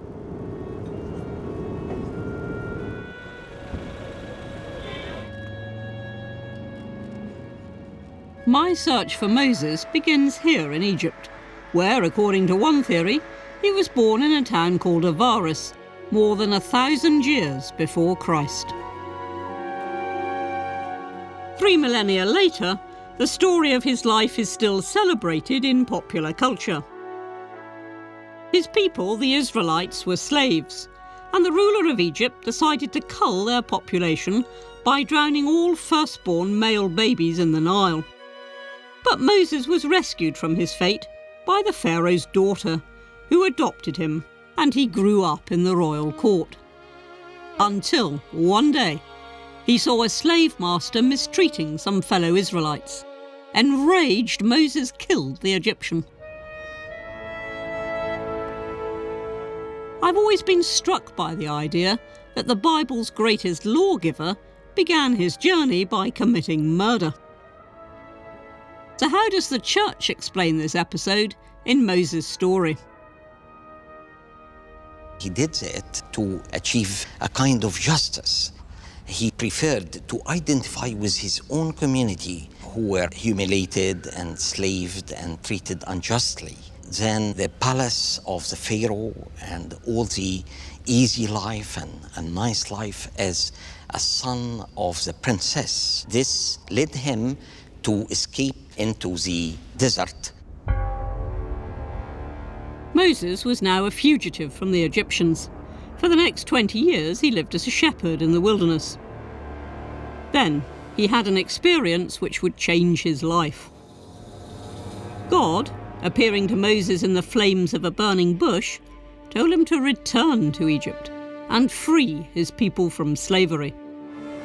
The idea of confronting the Pharaoh, the leader of a world superpower, daunted Moses, and I can't say I blame him. He was a bit of a reluctant leader, wasn't he? Yes, because he felt very much of his limitation as a person. He stuttered when he spoke, and also he felt that this call is big responsibility for him. But he has something which made his own people respect him, which is the trust in God. Moses returned to Egypt. And after God had sent 10 devastating plagues and destroyed the Egyptian army in the Red Sea, the Israelites were freed from slavery. With Moses at their head, they set off for the promised land. But first, he led them to the place where God had appeared to him, Mount Sinai. But it wasn't long before the Israelites began complaining. You know, I can't help feeling sorry for Moses. Like all leaders, he found that whatever he did wasn't right. There were the Israelites begging him to get them freed from slavery out of Egypt. Then when he got them out of Egypt, they wanted to go back. They missed their home comforts. They missed the certainty that they'd had. And they turned on Moses to such an extent that they even threatened to stone him to death. But then Moses came here to Sinai and to a meeting with God that was to change the course of religious history, and I would say the course of history itself. Just a few months into their epic journey, the Bible tells us that Moses led his people here to Mount Sinai in modern Egypt. The Israelites were a nation of refugees, without land, without homes. And they were on the verge of rebellion. And then God summoned Moses for a revelation that would shape Jewish and Christian societies for the next 3,000 years. Well, here we are. I'm beginning my trek up Sinai. Feels okay now. What it will feel like in a few hours' time, I'm not sure. But I shall remember that Moses did it before me.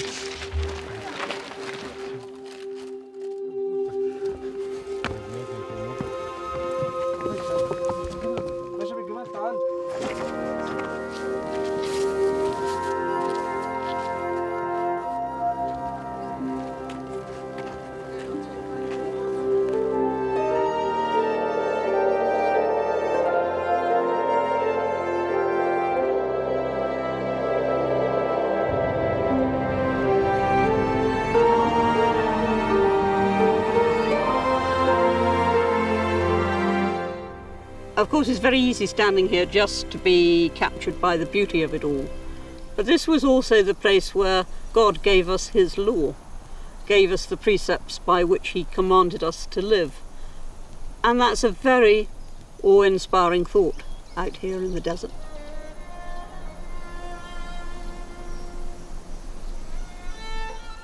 The Bible tells us that as part of his revelation, God wrote down his laws on 2 tablets of stone, using his finger to carve these words.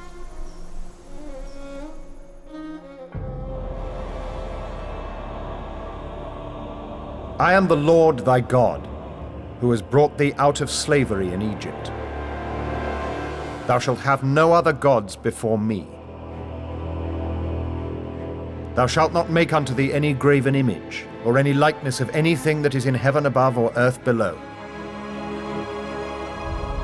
Thou shalt not take the name of the Lord thy God in vain. Remember the Sabbath day, to keep it holy. Honor thy father and thy mother. Thou shalt not kill. Thou shalt not commit adultery. Thou shalt not steal. Thou shalt not bear false witness against thy neighbor. Thou shalt not covet thy neighbor's house. Thou shalt not covet thy neighbor's wife. The 10 Commandments were just the beginning. According to the Bible, Moses spent a further 40 days on the top of this mountain, while God instructed him with a total of 613 laws, or in Hebrew, mitzvot, that for Jews cover every aspect of their lives, from not eating pork to how to celebrate the Sabbath. For Christians, however, the 10 Commandments are the key part of the epic encounter between Moses and God on Mount Sinai. At the foot of the mountain is St. Catherine's Monastery, founded in the 6th century AD to venerate that revelation.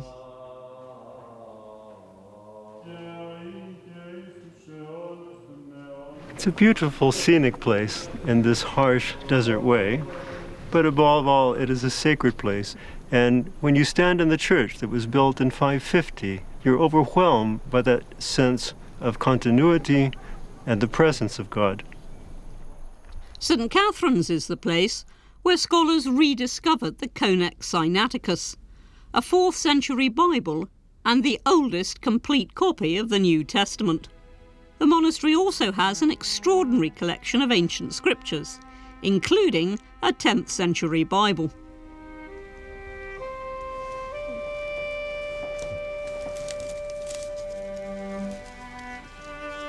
Just think of them writing it on these very bits of paper. You just see them sitting there doing it. I think there's something special about any book. When you see the paper, the parchment, the ink, this is a way of preserving and conveying the thoughts of another person. But there's something of special significance of manuscripts of the scriptures, because this then becomes a witness to the revelation of God. When Moses received the inspiration of the law, he recorded so that it would be passed down in posterity. And these scrolls, these writings, were taken with the children of Israel when they entered the Promised Land. So he becomes the archetype of writers of the scriptures. So Moses actually wrote the first 5 books of the Bible. The scriptures were written by Moses himself. So tradition tells us that Moses wrote the book of Genesis, which describes the story of the creation, as well as the books called Exodus, Leviticus, Numbers and Deuteronomy, which are both his own biography and give all the detail of God's laws. His words have been read by billions of people, as Jews and Christians travelled from the Middle East to Western Europe and finally across the entire world, taking the Bible with them. But these laws are much more than ancient history. Back home in England, I'm on my way to witness how they govern people's lives to this day.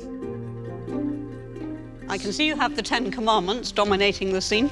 Yes, I think most synagogues have those tablets somewhere, but they are not an essential part of a synagogue. What is essential in a synagogue is the Ark, the Holy Ark, based on the Ark of the Covenant that was in the temple, where the Torah, the 5 books of Moses, the first 5 books of the Bible were stored. And I will take out one of the many that we are fortunate to have. And what we actually do is we don't say our prayers, we chant our prayers. And here you can see the 10 Commandments written verse by verse.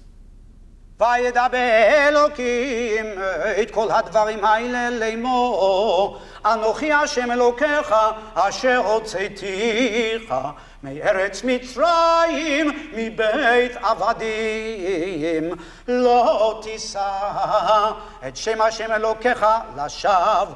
So, how important are the 10 Commandments? They are very important. The commandments were the beacon of social justice for all eternity. God chose the Jews not because of their any innate superiority, but because they were chosen to give to the world the commandments and the rule of law. But there are only 10 of 613 commandments. The 10 commandments are basic ones and include as subdivisions the other commandments. Well, I won't put you to the test, but you know them all. I will tell you them all after I've revised for a year. Rabbi Rosenfeld explains to me that these 613 laws, or mitzvah, govern every aspect of Jewish life, from morality to cleanliness and what food they can eat. One of these laws from the book of Exodus tells Jews that they must keep milk and meat separate at all times. Hello. Busy preparing the bread for the Sabbath, and this is the best that we can do in a Jewish kitchen. Well, the first thing that strikes me is you have 2 sinks. Correct. You have 2 ovens. 2 ovens. You have 2 of everything? We have 2 crockery, cutlery, even 2 dishwashers. Now, I have to say... Is that Moses' fault? Basically, it all came from the dietary laws. As a Christian, I try to follow the commandment to keep the Sabbath as a day of rest. But Jews have scores of additional laws which expand on that idea. Can you give us some examples of what you can and can't do? Well, you can't carry outside your private dwelling on the Sabbath. You can't carry? You can't carry. You can't use your car. You can't drive? Can't drive in Because the you car. can't start the engine. Because the spark is generated, and Torah law, you shall not burn fire on the Sabbath. It all seems to me an incredibly complicated business. You and I have in common the Old Testament. How come that Christians don't have to observe 613 mitzvot? Well, you said we share the Old Testament, but then you went on to the New, which isn't part of our Bible. And you devised a new religion, which you called Christianity. And therefore, the Mosaic laws stopped applying to you the moment that you, in a sense, rejected the Judaism for something else. I know there was a huge debate in the early church about whether followers of Jesus had to obey all the laws of Moses. But I believe from reading the Gospel of St. Matthew that Jesus gave a new interpretation of the law in his famous Sermon on the Mount. But how did Christ change the law? The Sermon on the Mount is Jesus as the second Moses sitting down on the mountain, and he interprets the law and says, what I want is love and the generosity that is needed in obeying the commandments. When he's asked what is the greatest commandment of the law, he says, you must love the Lord your God with all your heart and all your soul. And the second commandment is you must love your neighbour as yourself. It's a great summary, isn't it, of the commandments? Yes, or you can use the golden rule, do not do to another what you do not want done to yourself, which Jesus also uses in the Gospel of Matthew. Christ's message of love was also tempered with a stricter reinterpretation of the laws of the Old Testament. It's not enough that you should just not actually commit adultery, that you should not actually kill, but you mustn't get near it, and you mustn't want to kill, you mustn't decide I would commit adultery if I possibly could, going more to the spirit of the law than to the main letter of the law. For Christians, Christ's teaching transformed how they interpreted the 613 laws of Moses. Paul, a central figure in the early church, believed his mission was to spread Christianity to the Gentiles. He argued that non-Jews did not need to follow all the rules of Moses, such as being circumcised and not eating certain foods. To become children of God, faith in Christ was what was most important. Circumcision, Sabbath, and clean food were the three boundary markers which prescribe what makes a Jew. And Paul saw that these were not necessary for salvation, that we are saved by Christ, not by the law. Salvation comes through the cross and through the resurrection of Christ. Christianity had now developed its own distinct laws, based on the Ten Commandments and Jesus' interpretation of them. And these are the laws that served us for 2 millennia. But in the last 100 years, scholars have actually questioned the very foundations of the Bible. Well, traditionally, scholars used to think that Moses wrote that book, but that was scholarship from several hundred years ago. By the time you get to around the 17th century and then moving forward into the 19th century, scholars began to realise that Moses was very unlikely to have written those books, primarily because there are so many conflicting ideas in those books. There are so many duplications and inconsistencies, so it's unlikely that one person was responsible for writing all of them. Disturbingly, Francesca Stavrakopoulou, along with many modern biblical scholars, doesn't think Moses could have written the first 5 books of the Bible. She and her colleagues believe that these books, from Genesis to Deuteronomy, draw on a number of different historical traditions and were written down hundreds of years after Moses lived. If this theory is true, what does it mean for Moses? Historically, we're not very sure about Moses at all. Some scholars even doubt that he actually existed. So the Israelites were never enslaved in Egypt. There was no slave revolt. They didn't leave Egypt to wander rather uncertainly in the desert. They didn't finally arrive at a place that they were going to settle. None of that actually happened. It's all a figment of somebody's imagination. There's no archaeological evidence for a huge group of people leaving Egypt and coming into Canaan. If we take the Bible at face value, the Bible tells us that about 600,000 free men left Egypt to come into the Promised Land. So with their wives and their children, that would make about 2 million people. We would expect to find some kind of archaeological trace of that, whether in Egyptian records or whether archaeologically in terms of settlement patterns. And somebody else wrote Deuteronomy and said, I'll call him Moses. Well, I have to say that smacks to me of let's disregard the whole of the Old Testament because it talks about God. It's not to deny the historicity of any of these traditions necessarily. What's really important is that... So the answer is you don't know? We don't know for sure, of course. There may well have been an exodus. What we do know is that it's highly unlikely to have been anything of the kind of scale that's described in the Hebrew Bible. Well, we've heard a suggestion that Moses may not have existed, but when pressed, she had to say, of course, nobody could be quite sure. Crucially, of course, what matters is what the Old Testament tells us about God, about his relationship with man, about what he expects of us. And it isn't necessary, and never has been necessary, that every single line should be historically proven. It's one thing to cast doubt on the origins of the Ten Commandments thousands of years ago, but no one can deny the influence they've had on our society. I've been involved in making laws for a mere 23 years, but as I'm about to discover, the Ten Commandments have inspired British lawmakers for over a millennium. They've shaped our government and our lives since the very origins of our nation. 300 years after Christian missionaries from Rome brought the Bible and its laws to England, they were almost wiped out by a wave of Viking invaders. By the 9th century AD, Christian England was on the brink of annihilation, and a young Anglo-Saxon prince fought a desperate campaign to preserve his kingdom. After a series of bloody encounters with the Danes, Alfred, the only English king ever to be called great, defeated them to become, according to some historians, the first king of the English. Alfred didn't just save his kingdom, he founded the English nation. But to secure his rule, he needed to establish law and order. So where did the first king of the English look for his inspiration? to the Bible, of course. He used Moses as his role model to found one of the first and certainly the most influential codes of English law.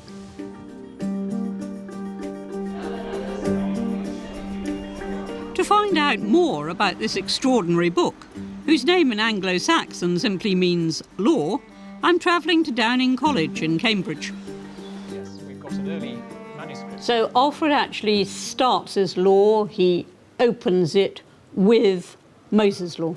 Yes, this seems to be the instinctive reaction, but perhaps not just of Alfred, but also of contemporaries in the early Middle Ages. The page that we're looking at here covers the Ten Commandments.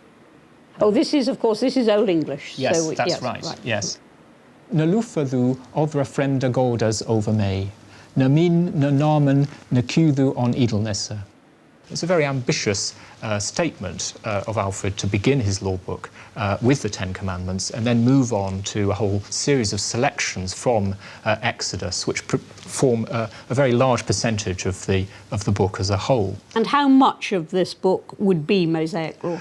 Well, 20% of the whole book, yes. I mean, it was absolutely central to everything that Alfred really stood for. So why Moses? Why his law? Yes, well, I suppose he was the lawgiver par excellence in the Old Testament, and so he was the starting point for all lawgiving and for all later lawgiving. How important is this law?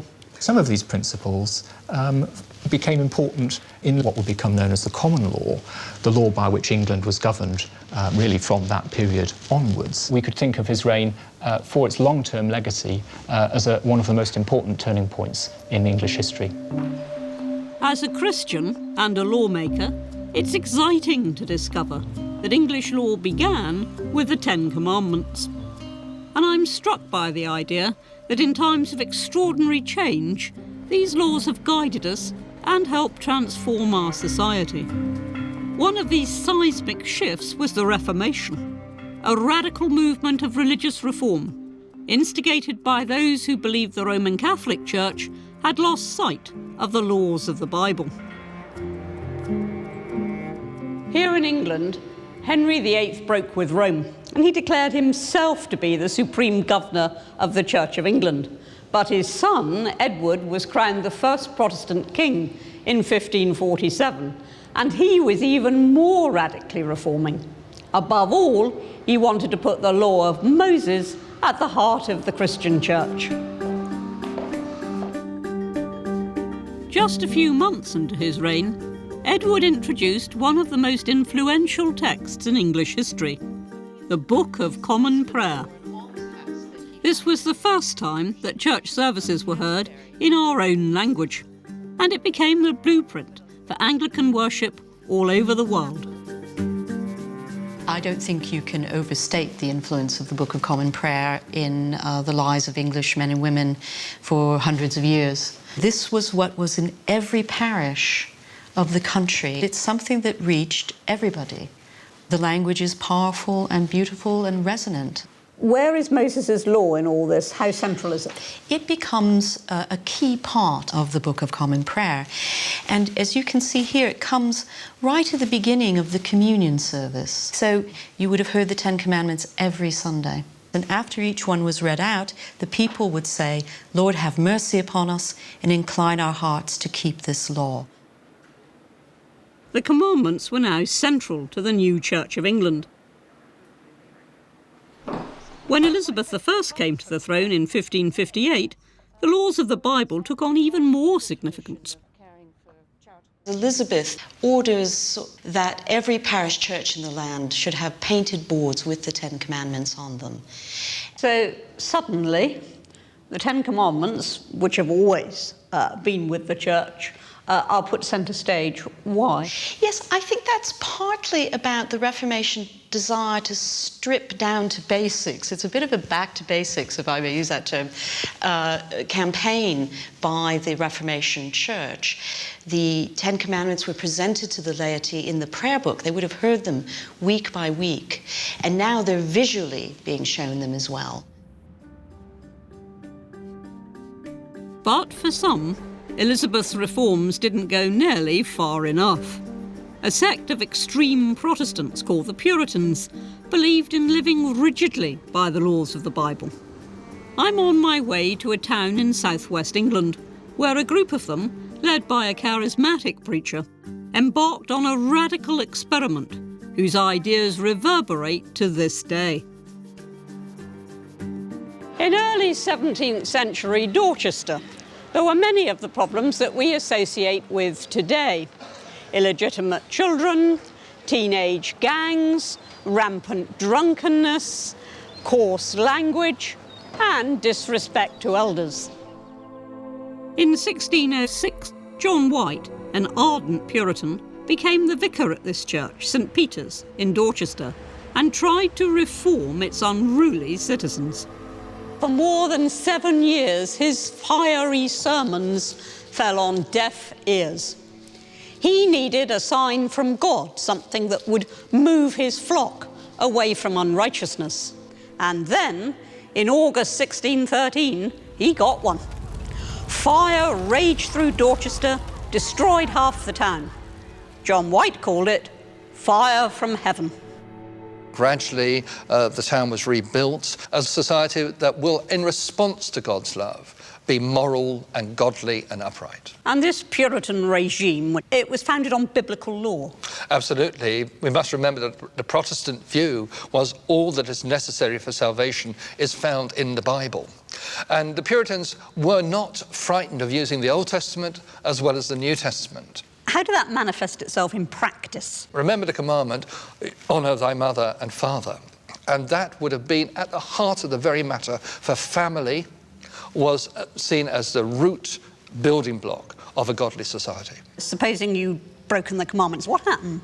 The law was implemented with quite a lot of rigour, and people were outraged at being fined for being drunk, for being caught out having a bit of unauthorised sexual contact or whatever it might be. But it's not just negative, it's positive as well. There are moves to actually implement the law in terms of social welfare, helping the poor, the widows, education for boys and for girls. I would argue today, whilst there is chaos in many areas, there are also signs of greater gains, which was set on the foundations of the Puritans. So when the welfare state arrived, when universal education arrives, it's very often the church that's leading on this, drawing from that great heritage.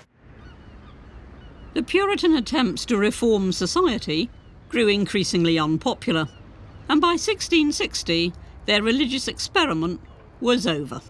But not before John White persuaded 120 Puritans to set sail from Dorset to America to build a new Jerusalem. Today, the Puritans have something of a bad reputation, but I can't help feeling some admiration for John White and his godly brethren. However strict they might appear to us today, they provided education and social welfare, and they actually brought about a reduction in unwanted pregnancies, drunkenness, violence. Perhaps we could do with a touch of Puritanism today. To me, it seems obvious that our country would be better if we followed the commandments. But can I persuade a sceptical society? I've always tried to be guided by the Ten Commandments, but in 21st century Britain, trendy skeptics dismiss them as old-fashioned, out of touch. Well, I've never cared that much for fashion. And if the law of Moses has worked for thousands of years, I can't see any reason to change it now. In the last census, 72% of us described ourselves as Christian. But how many people read the Bible and know its laws? Do you read the Bible? Not if I can help it. No? I'm an atheist. No, I do. If I answered honestly, yes. No. Wrong person to ask. Why is that? Why is that? Don't believe in any of it. They're a good record of how one should live. And I think it's, if there's more people that live that way, we'd be a much, much better country. I think they're a good code to live by. Imagine if we didn't have any rules, what sort of society would we be?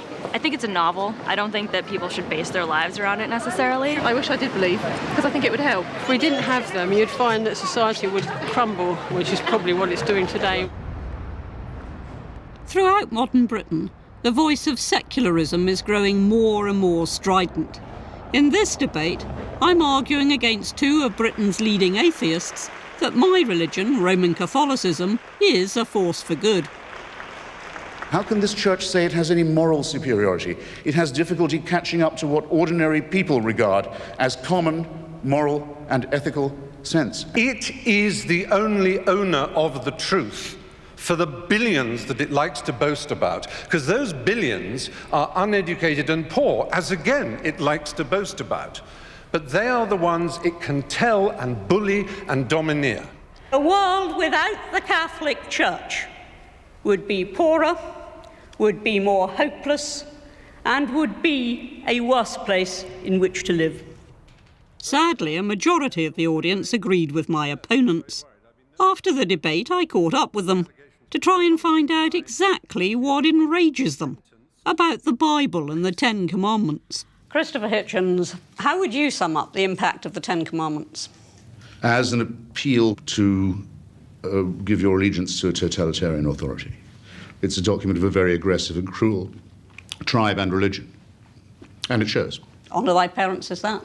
No, but obvious things like this code are common to all human morality, and I would say innate, and that a religion gets its morality from humans and not the other way around.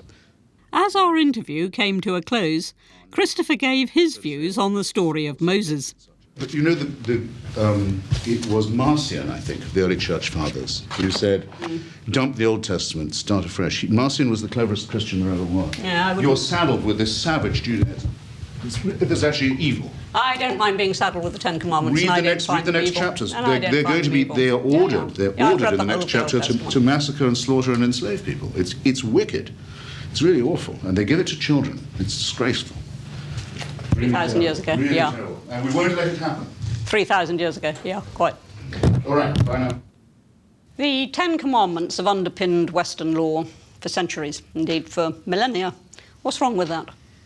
Well, what's wrong with it is it isn't true, of course. The fact is, anybody, Socrates, for example, Plato, his recorder, anybody who is interested in virtue, justice, truth, the right thing to do, is going to examine what is at the heart of good human behaviour. They took a code of morals which simply said, you honour God, you honour your parents, you don't steal, you don't kill, you remain faithful in marriage. You're not mentioning the silly ones, are you? No, I'm going right through the 10. Right, OK, let's go for the covetousness then. It's number 10. All right. Sorry, that's very rude of me. That is number You're right. 10. OK, right. What exactly is wrong with those code of morals? There's nothing wrong with those particular commandments, if you call them, but let's look at what they don't do. They don't stop slavery, there's no mention of it, and they kept slaves. So, hello, what a perfect society they had because of their Ten Commandments. What did God forget? The Ten Commandments are the hysterical believings of a group of desert tribes. Those desert tribes have stored up more misery for mankind than any other group of people in the history of the planet, and they're doing it to this day. I've asked you if you think that there was anything wrong with them, and you've said no. To say that should underpin the way we live, to say it's a commandment, that gives all your game away. How dare you command? You bid us be commanded. I think life is much more exciting than that, to do with finding out. It's not to do with being told by some awful patriarch. Stephen, we're not speeching, we're trying to answer. I am, sorry. I'm happy to. Because these damn commandments of yours, you say they've made life better, I say they've suppressed and tyrannized and bullied. Of course I'm not such a fool that I don't realise those views are shared by more and more people, and that aspects of the Bible are unpalatable to modern sensibilities. It was written over 3,000 years ago, and in very different times. But I still believe that, like all great philosophies, the Bible contains eternal moral truths, which are still relevant today. Don't lie, don't steal, be faithful, honour thy father and thy mother.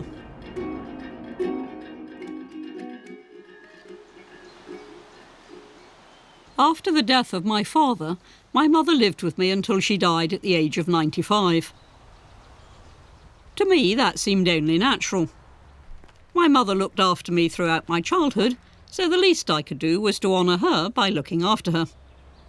But I was amazed by how many people asked me, well, how can you cope living with your mother? This is a subject that fills me with rage and frustration. We're passing on a completely callous message to the next generation, which it's absorbing all too quickly. Is it so surprising that we now have so many teenagers with no respect for their parents at all? But I think there are even more worrying examples of where we could end up if we abandon the 10 Commandments. To me, the most important commandment is, thou shalt not kill. It's one of the most fundamental principles of my religion, that human life is sacred. It goes right to the core of any civilized society. Yet, incredibly, we're now talking about legalizing killing.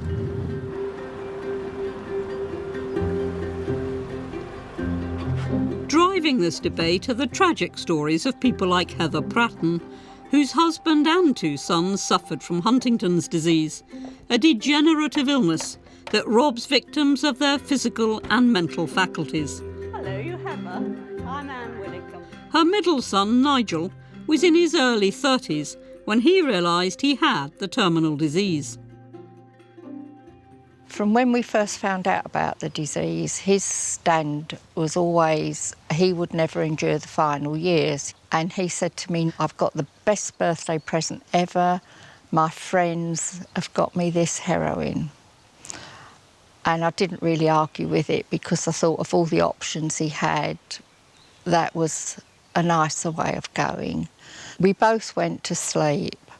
And when I woke up, I knew he'd nearly gone because his face was very white and waxy, his lips were blue, and he was only breathing now and again. And I thought, this can't go on, this has got to end.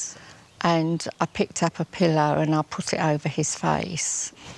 I then waited for half an hour because I didn't want any chance of resuscitation.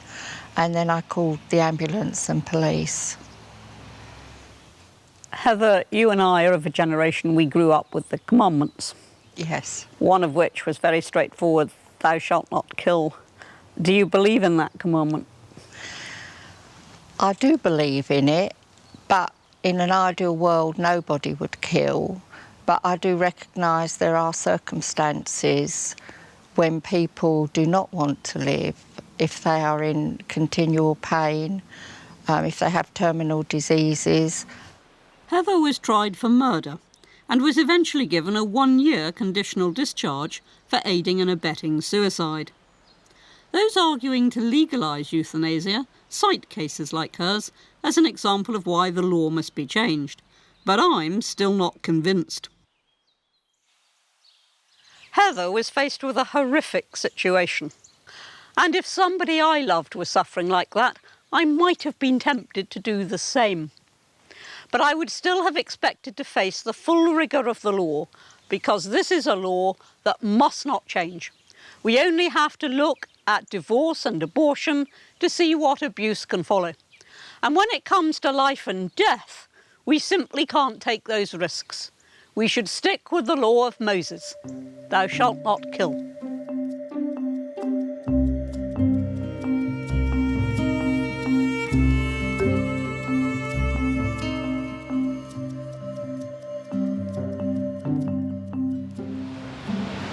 The last commandment deals with our thoughts. Thou shalt not covet thy neighbour's wife, thou shalt not covet thy neighbour's goods. It's a sophisticated concept, and one that gives the lie to any claim that the commandments are old-fashioned or crude. People are now gripped by covetousness, desperate to acquire a bigger house, the latest phone, designer clothes. Personal borrowing has soared to historic highs. Every day, our nation pays £182 million in interest, and every 4 minutes, one of us is declared bankrupt or becomes insolvent. We live in a society where self-restraint is considered unhealthy and repressive. The last of the 10 Commandments is thou shalt not covet. It's telling us not to indulge envious thoughts. Good commandment, isn't it? I don't think that you can make a law that tells you what to think and what not to think. And basically saying thou shalt not covet is an attempt to control people's thinking, which is impossible and unrealistic and unfair. In general, covetousness is normal and healthy and helps us survive as human beings. There's nothing wrong with desiring things that are pleasurable and not necessarily There's everything wrong with being driven by that.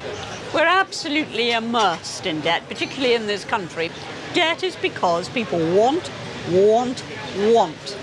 and they want what they can't afford. You can't control what comes in your head. You can control whether you develop those thoughts. I think that the thought would be far less likely to overwhelm you and consume you if you just allowed the thought to be there and didn't try to control it. I have to say at the moment, Abigail, I think that's just rot. We've lost power. We cannot say, no, I can do without that. I realise that some of my ideas may sit uncomfortably in 21st century Britain. But for me, Moses' revelation on a mountain 3,000 years ago still resonates today. For the Jews, it transformed a tribe of slaves into a nation. For Christians, Jesus revealed the spirit of the law and taught us how to live. Secular academics may question the origins of Moses' laws, but whether we like it or not, they are part of our moral DNA. For centuries, we've read and recited them. They've adorned our churches and shown us how to build a better society. Today, these laws are attacked by the new secular orthodoxy, but for me, their eternal truth remains.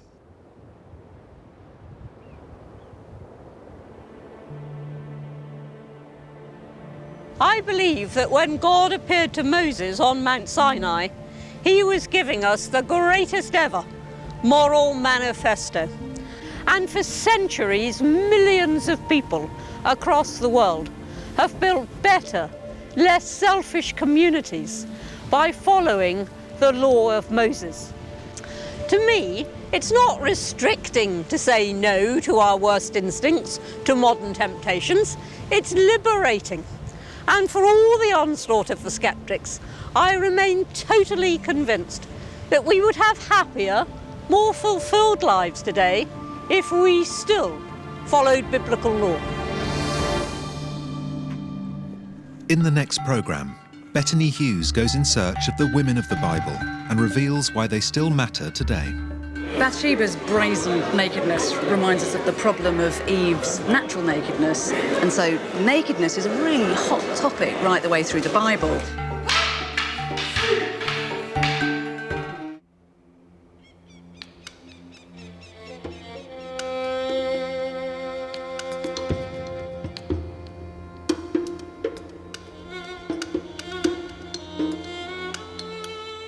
There's a common consensus that the Bible spells trouble for women, that it's repressive and misogynist, and there is no doubt that some of the pages are rank with sexism.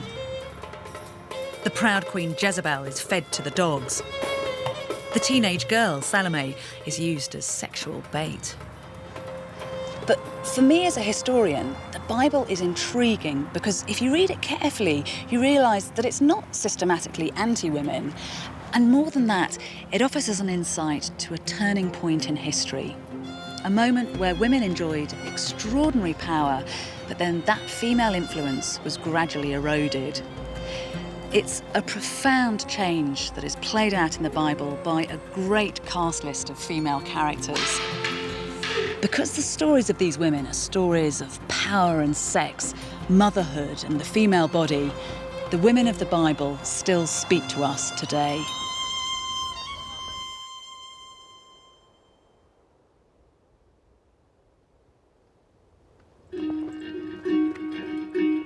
I'm in southeast Turkey, a short drive from Iraq and overlooking the Syrian plains. This whole area is key to the events described in the Bible. Around 3,000 years ago, through the Bronze and Iron Ages, this was a crossroads, an ancient gyratory where Hittites from the north, Egyptians from the south, Babylonians and Assyrians in the centre clashed and traded. Sandwiched in between, but often sent spinning in all directions, were the Hebrews. Much of the Bible is based on their historical interaction with these other peoples, the superpowers of their day. This region came to be known as Mesopotamia, the cradle of civilization. From here spring many of the stories in the Bible, including the creation. It's also where the river Tigris flows, and in Genesis, this river has its source in the Garden of Eden. This is where God created the human race. First of all, Adam, and then Eve, the first woman. Genesis chapter 2. And the Lord God caused a deep sleep to fall upon Adam. And he slept, and he took one of his ribs and closed up the flesh thereof. And the rib which the Lord God had taken from man made he a woman, and he brought her unto the man. And Adam said, This is now bone of my bones, and flesh of my flesh. She shall be called woman, because she was taken out of man. And they were both naked, the man and his wife. And they were not... We're all familiar with what happened next. The happy couple, blissed out in Eden, were told by God not to eat of the fruit of the tree of knowledge. Tempted by a snake, Eve did, and so did Adam. He knew exactly what he was doing. He wasn't tricked by his wife. But ever since, Eve has been held responsible for God's expulsion of the happy couple from Eden. From now on, they would have to live in a world of work, pain and death, and it was all Eve's fault.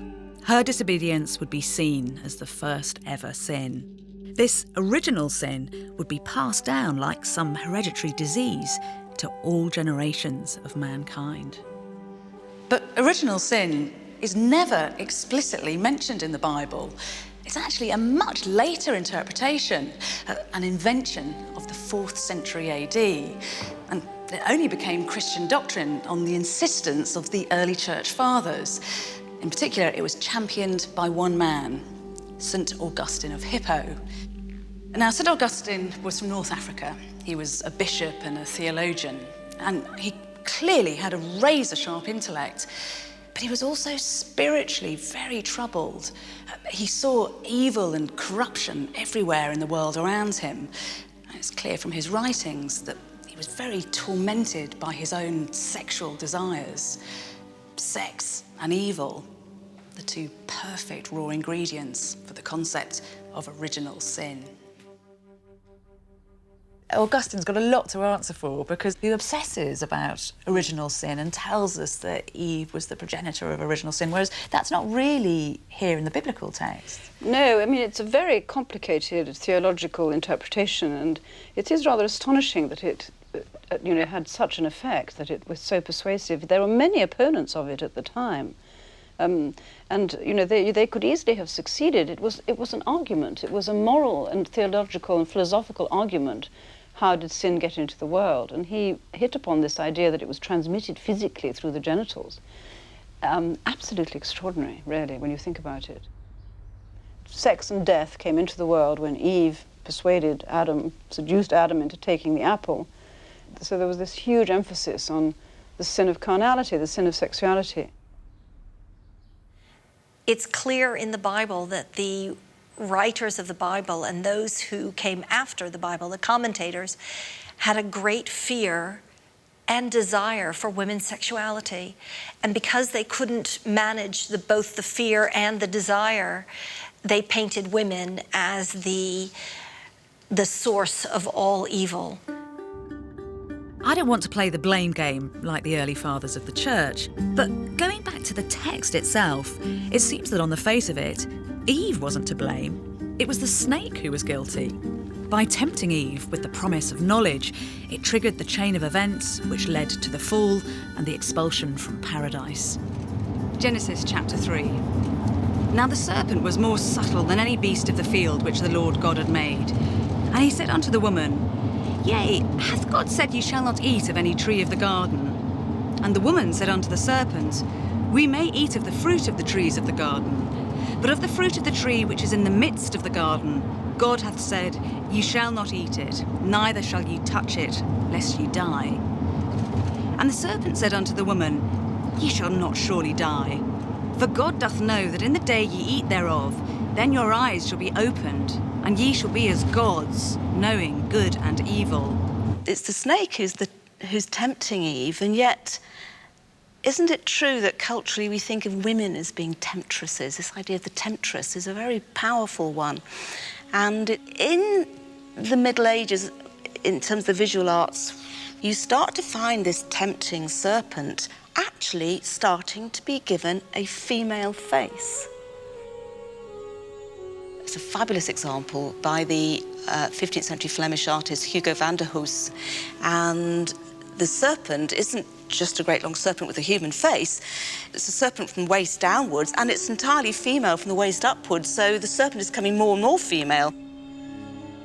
It just shows you how this artist, anyway, wanted to put together serpent and woman, so they're half and half, not just all snake with a woman's face. Woman and snake. It's a deadly combination, or so we're told.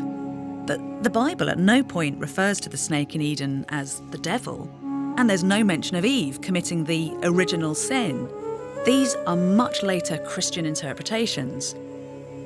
A large part of Genesis was written in the 6th century BC.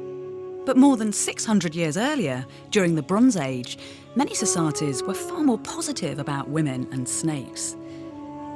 Both were seen as agents of divine powers, of fertility and healing, as well as embodying a particular kind of knowledge or wisdom. It's always hard not to feel that there is something slightly sinister about snakes. And I'm sure it's partly because of the literal bedeviling of the serpent in the Garden of Eden that we're conditioned to think of them as objects of revulsion. From the earliest sculpted images, women are cozied up next to snakes. And there isn't a hint of a suggestion that this is in any way a bad thing. In fact, quite the opposite. For example, in the Bronze Age, high priestesses grapple with whole handfuls of snakes in order to ensure the fertility of the land and the health of their community. So in the Eve story, where you have a tempting serpent who brings a dangerous kind of knowledge to mankind, what you're getting is a distorted memory of a much older, much more positive order of things. This older order of things, in which woman and snake were in harmony, lasted for many thousands of years, from the Stone Age and throughout the Bronze Age to the beginning of the Iron Age around 1100 BC. Before this date, in a number of cultures, women appear to have had more influence, more clout. And in Genesis, there are other traces or folk memories of this lost time of greater female status and equality. You can find them in two accounts which relate to the creation of the first man and woman. We all know about Eve being created almost as an afterthought, a spare part from Adam's rib in Genesis chapter 2. But there's also a far more egalitarian version of this story in chapters 1 and 3. In the day that God created man, in the likeness of God he made them. Male and female he created them, and blessed them, and called their name Adam, in the day when they were created. This is clear. Man and woman are created on the same day, from the same earth, equally. These differing accounts are partly the result of Genesis being set down over a period of time, and versions stuck together rather than edited into a single narrative. But what's really fascinating is that the less familiar versions don't even call the woman Eve. So who is this first woman? Because she doesn't have a name here. No, she doesn't. We don't know who she is or what happened to her. All we know is that God created out of the earth. God created male and female. God created them in God's image. That's all we know. The rabbis who came after the Bible was written said, well, what happened to that first woman? Who was she? Rabbis and male commentators decided that this nameless woman had to be wiped off the face of the earth because she aspired to be equal to Adam. She refused to take his orders. They also taught that maybe she wasn't a woman at all. but a demon in human form, Lilith, a mythological creature who'd originated in Mesopotamian culture. The story of Lilith is built on previous stories that are ancient of a demon called Lilith as the one who swoops down and devours your children when they are babies in the cradle. One of the images of Lilith is that her hair is uncovered and loose, similar to Medusa's hair in a way. Poor old Lilith. So she believes in equality, she wears her hair loose, and therefore she must be a demon. Yes, and the rabbis say, don't tell anyone about the story of Lilith, because if you do, women will want to be like Lilith. They will also want to be equal, and we can't have that, so don't spread the story of Lilith. And that's worked, because very few people, Jews or non-Jews, know the story of Lilith. I'm very glad we're giving her an airing now.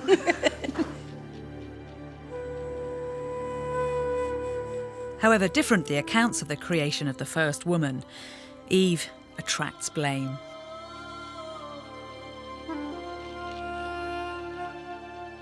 This reflects the time when much of Genesis was written, in the 6th century BC.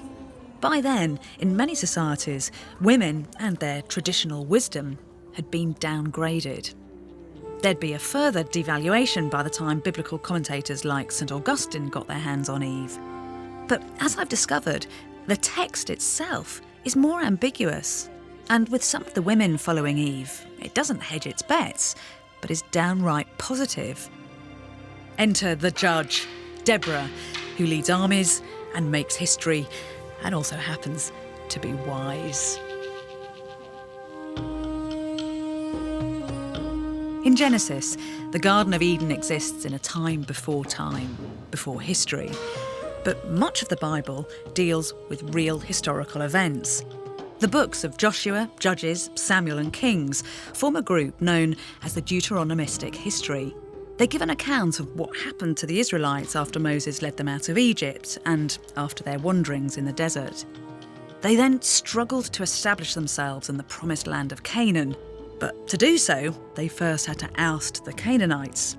This was around 1100 BC, when the Bronze Age was giving way to iron. The Iron Age was an age of flux, when tribes and city-states and kings all battled to gain the upper hand. History just lurched from one aggressive land grab to another. And through all this pain and bloodshed, there seems to be a quantum shift in the way that women are viewed. It's almost as if they're resented now, because communities don't need wisdom, they need brute strength to survive. Although women were often denigrated as the weaker sex during this time of total war, some still found opportunities to take power and to dispense their wisdom. Such a woman was Deborah in the Book of Judges. She was a judge, meaning not just one well-versed in the law, but a leader and one who was wise.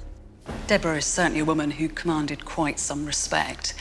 In the Bible, she's identified as the fiery woman. She's credited with turning around the fortunes of Israel by leading an army to take the land of Canaan. Now, at this time, Canaan was a fairly established society, whereas the Hebrews were just a bunch of disparate nomadic tribes. So a pitched battle was not going to work. But Deborah's soldiers decided on a form of guerrilla warfare. And it was a strategy that worked. When you don't have strong centralised government and things are in a bit of a ferment, that gives the space for, as it were, natural leaders to rise in the way that Deborah does. And that, I think, would fit well with a time period around about the end of the second millennium, beginning of the first millennium. And Deborah, a prophetess, the wife of Lapidoth, she judged Israel at that time. And she dwelt under the palm tree of Deborah between Ramah and Bethel in Mount Ephraim. And the children of Israel came up to her for judgment. And she sent and called Barak, the son of... She sat underneath her palm tree at the top of a hill, and the Israelites would come to her, would come up to her, and would seek her decisions. But what's fascinating about that is that they went up to her. And going up in Judaism is a very powerful idea. It means the person who is on the hill is closer to God. And so she was linked in a very powerful way to being a spiritual judge as well as perhaps a legal judge. Deborah's also described as a prophet. And now at this time, a prophet doesn't necessarily mean somebody who can foresee the future. It's more an intercessor on behalf of God, a gifted individual who can hear the words of God, interpret them, and then deliver them to the people. And Deborah chooses to communicate through song. So in Judges chapter 5, we have the Song of Deborah. It says, all deliverance had ceased in Israel, till you arose, O Deborah. No shield or spear was seen until you arose. Deborah's song is full of lyricism, but it also includes the story of Jael, one of Deborah's female warriors, who bluffs her way into the enemy camp and kills the Canaanite commander, Sisera. Jael put her hand to the nail, and her right hand she put to the workman's hammer, and with the hammer she smote Sisera, and she smote off his head. And when she had pierced and stricken through his temples, at her feet he bowed, he fell, he lay down. At her feet he bowed, he fell, and where he bowed, there he fell down dead. These are women that you underestimate at your peril. There might not have been a single historical Deborah, but certainly she was based on the real flesh and blood women who got a result for Israel. One woman in the Bible, also credible as a historical character, got a result for Israel not on the battlefield, but intriguingly in the bedroom.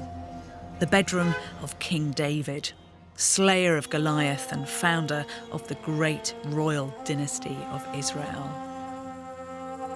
There's a story in the book of Samuel that carries right over into the book of Kings that starts out as a simple tale of male lust and develops into one of the biggest dramas of the Bible.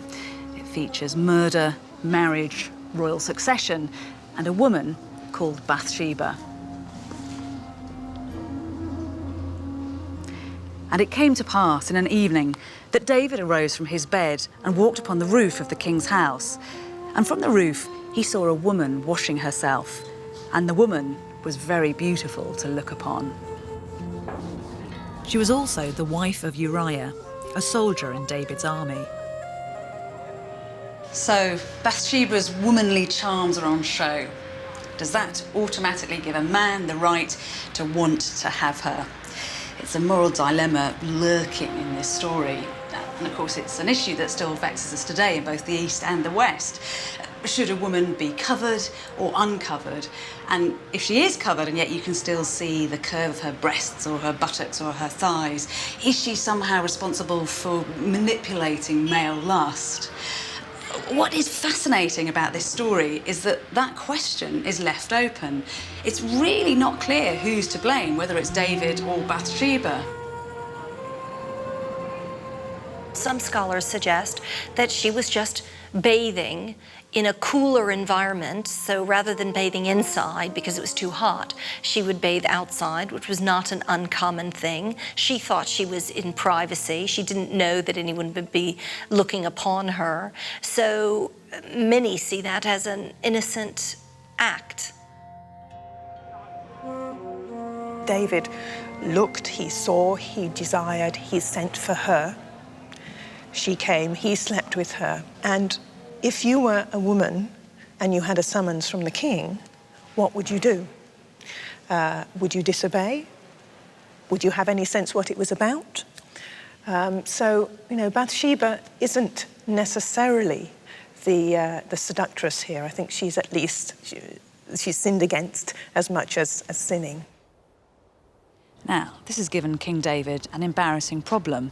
He's impregnated the wife of one of his soldiers, the mercenary Uriah the Hittite. So he decides that he needs to remove this obstacle from his path. And it came to pass in the morning that David wrote a letter to Joab and sent it by the hand of Uriah.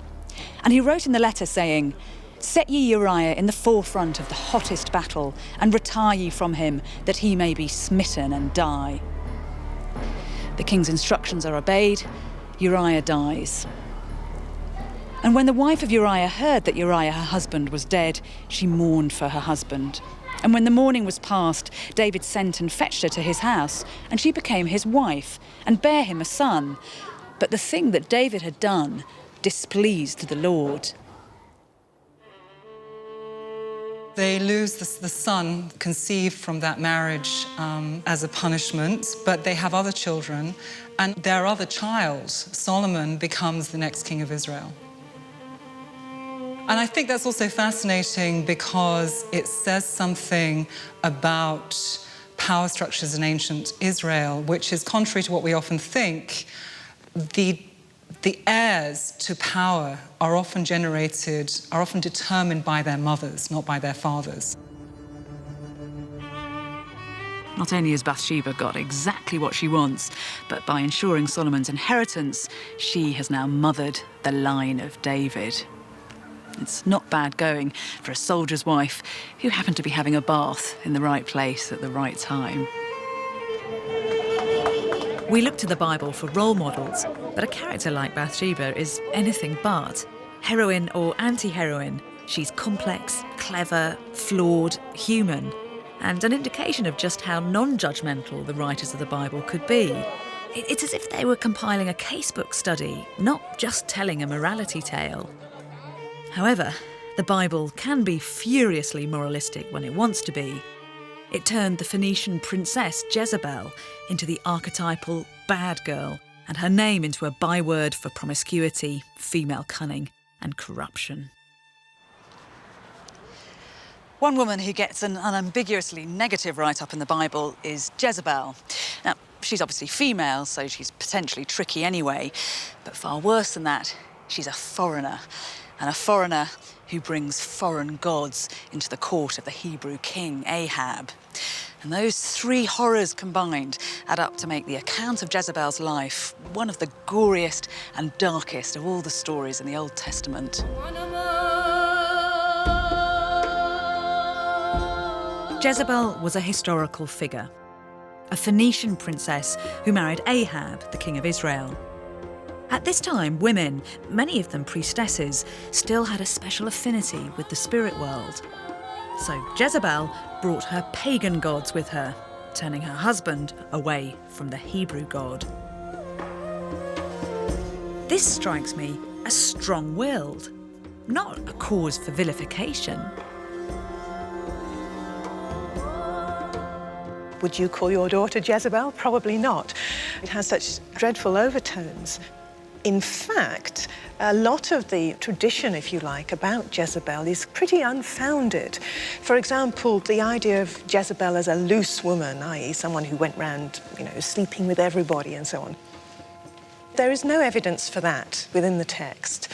She is accused of carrying out whoredoms and sorceries, certainly, but the chances are that that's actually polemical language, and whoredom was used very widely certainly in the books of Kings, to represent worshipping other gods. So it's a metaphor for going after other gods, and it's regarded with the same kind of horror as actual physical whoredom would have been. She was someone who was what we would call today a fundamentalist. So what she tried to do when she came into the land of Israel as the queen, she wanted to inculcate Israel with her faith and bring in Baal worship. Jezebel promoted the worship of this mighty god, Baal, and his female consort, the war goddess Asherah. Now, Baal was believed to hurl around thunderbolts, and Asherah to have created the gods herself.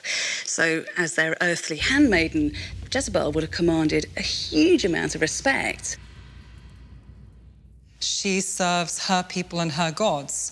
And if we were reading a story written by her people, then again she would be glorified for her action. But we're not. We're reading a story written from our perspective, and therefore her actions are very negative in our eyes.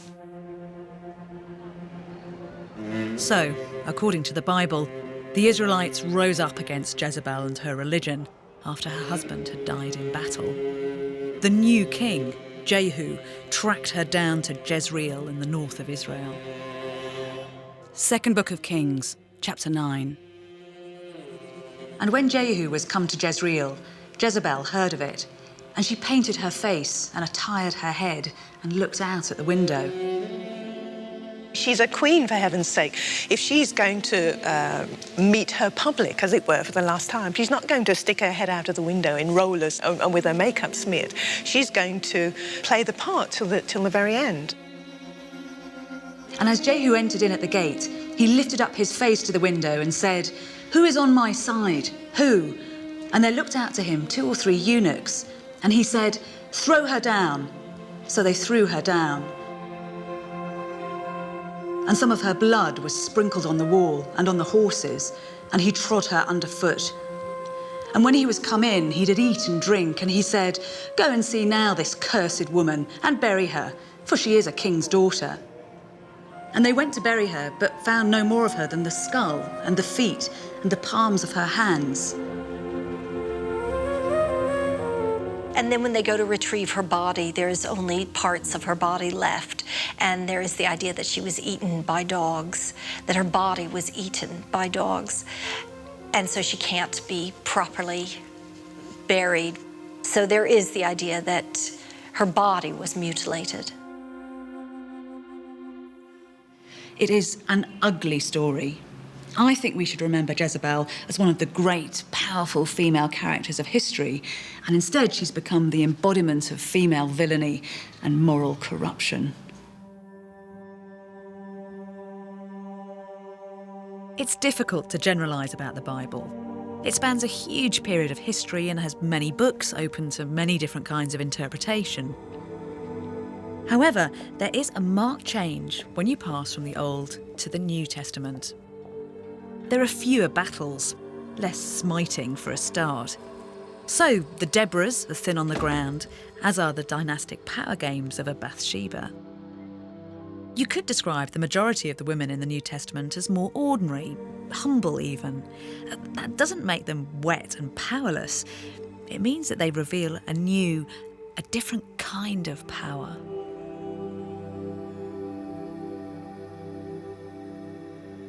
Because I've been looking at the strong female characters of the Bible, there could be a justification in not including the Virgin Mary.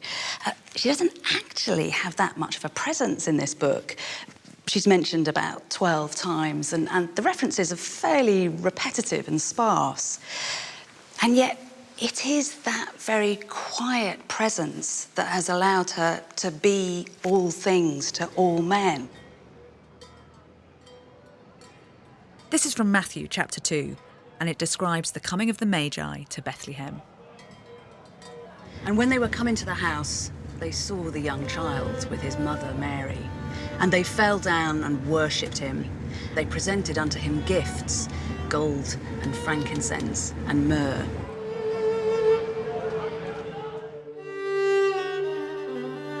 Mary gives birth to Christ.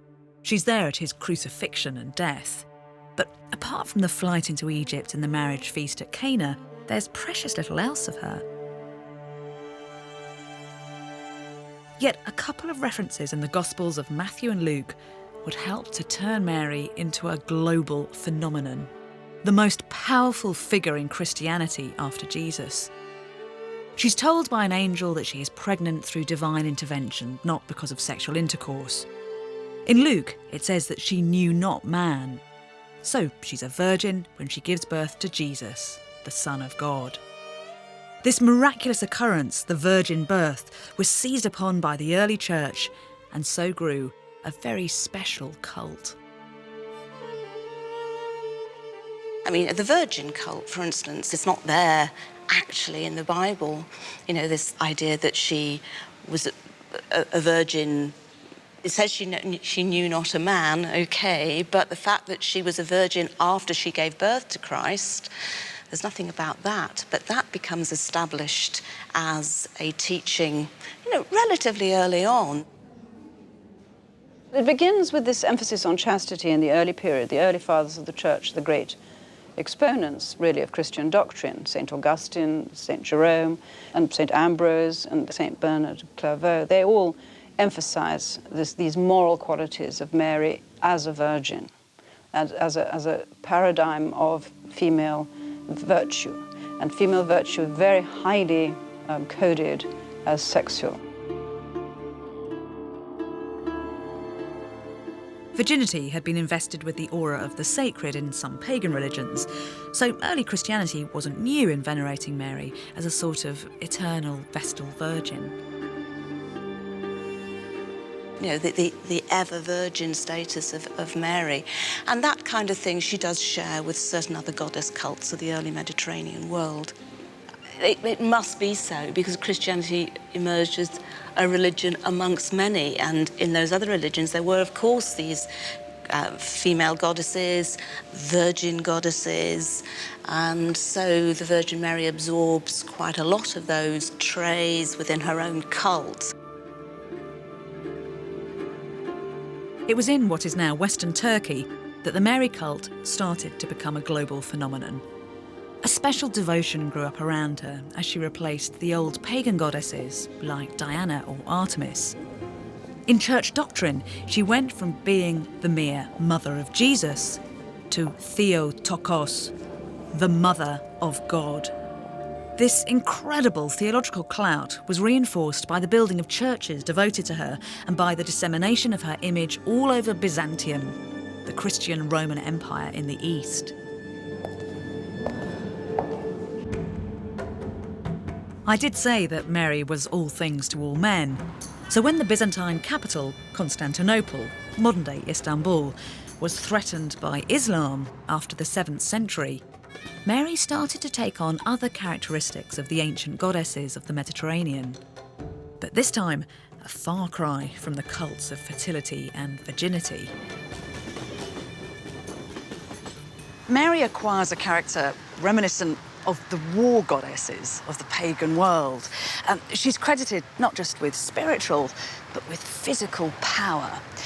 What would happen is that an icon of the Virgin, and actually a particular kind of icon, one that was thought to be a direct copy of a life portrait done of Mary in Jerusalem, would be used as a defensive weapon. These icons were held at the front of battle chariots, or in the time of siege, they were paraded around the city walls of Constantinople. It was Mary, the Mother of God, shielding God's empire on earth with her protecting veil.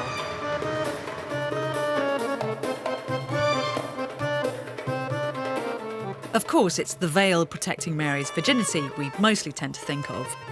She has come to symbolise all that is chaste and pure. At the other end of the moral spectrum is a biblical dancing girl associated with impurity and sexual decadence, Salome. She's veiled too in order to dance a striptease. But that detail's not in the Gospels. It's our imagination working overtime. Salome, a name to conjure with, but we only know it through cross-referencing the Gospel account of her infamous dance with the writings of Josephus, a Jewish historian who lived and wrote during the 1st century AD. Salome was the stepdaughter of Herod, the ruler of Galilee, and so pleased him with her dancing that he offered her anything she desired. Prompted by her mother, Herodias, the girl asked for the head of John the Baptist. He'd upset Herodias by accusing her of incest and adultery for marrying Herod, the brother of her previous husband.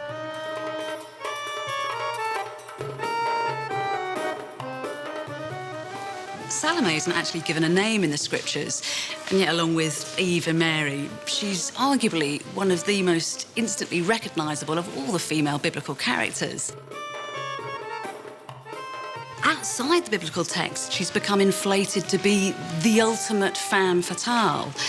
In our heads, she's not just an unnamed young girl who dances in a royal court, but a sexual temptress who strips in order to bring one man a few moments of pleasure and pain and brutal death to another. She is the stuff both of dreams and of nightmares.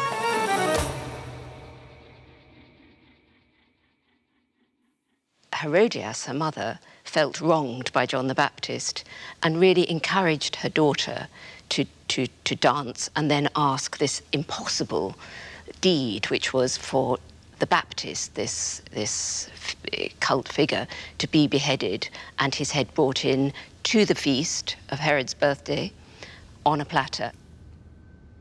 It's horrific. It's absolutely horrific. I mean, who could not be sort of intrigued by the perversion of this story and also the ambiguity of it? The Bible is so cryptic and it's so short. I mean, one of the things that happens when one goes back to read it is that certain scenes that are very, very famous, like the scene of Salome and John the Baptist, are extremely short and, I mean, really succinct and, as a result, very enigmatic. I mean, very hard to know what has actually happened. Well, Salome certainly doesn't dance through 7 veils in the Bible, does she? But it's a great sort of testimony to the power of human imagination and creative reading, which isn't a bad power. It's good that we project and we embroider and it's just what we embroider, what direction we take it in.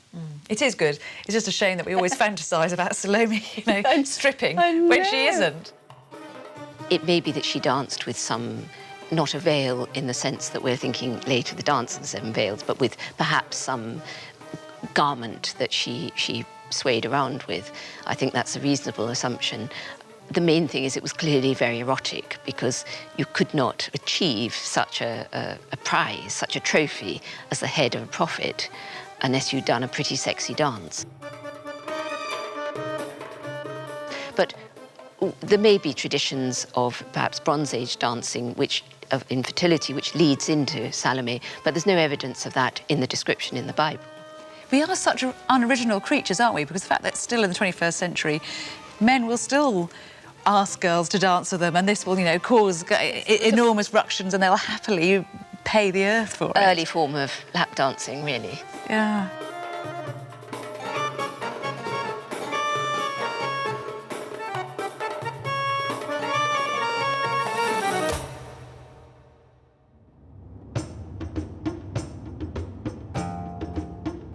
The last books of the Bible are played out a long way from where Salome danced, as Christianity moved west under the leadership of the Apostle St. Paul. Women played a huge role in this evangelising. There are hints of what was to come in the Gospels with a special devotion of women to Christ, especially Mary Magdalene, sometimes described as the 13th apostle.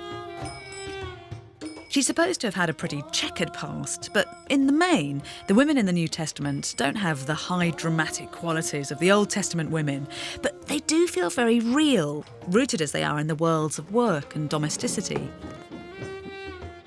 Take Lydia, for example, in the Acts of the Apostles, the book recording the spread of early Christianity. Lydia lived here, in what used to be Thyatira, now Akhisar in southwest Turkey. She ran a business manufacturing the dyes used for purple fabrics.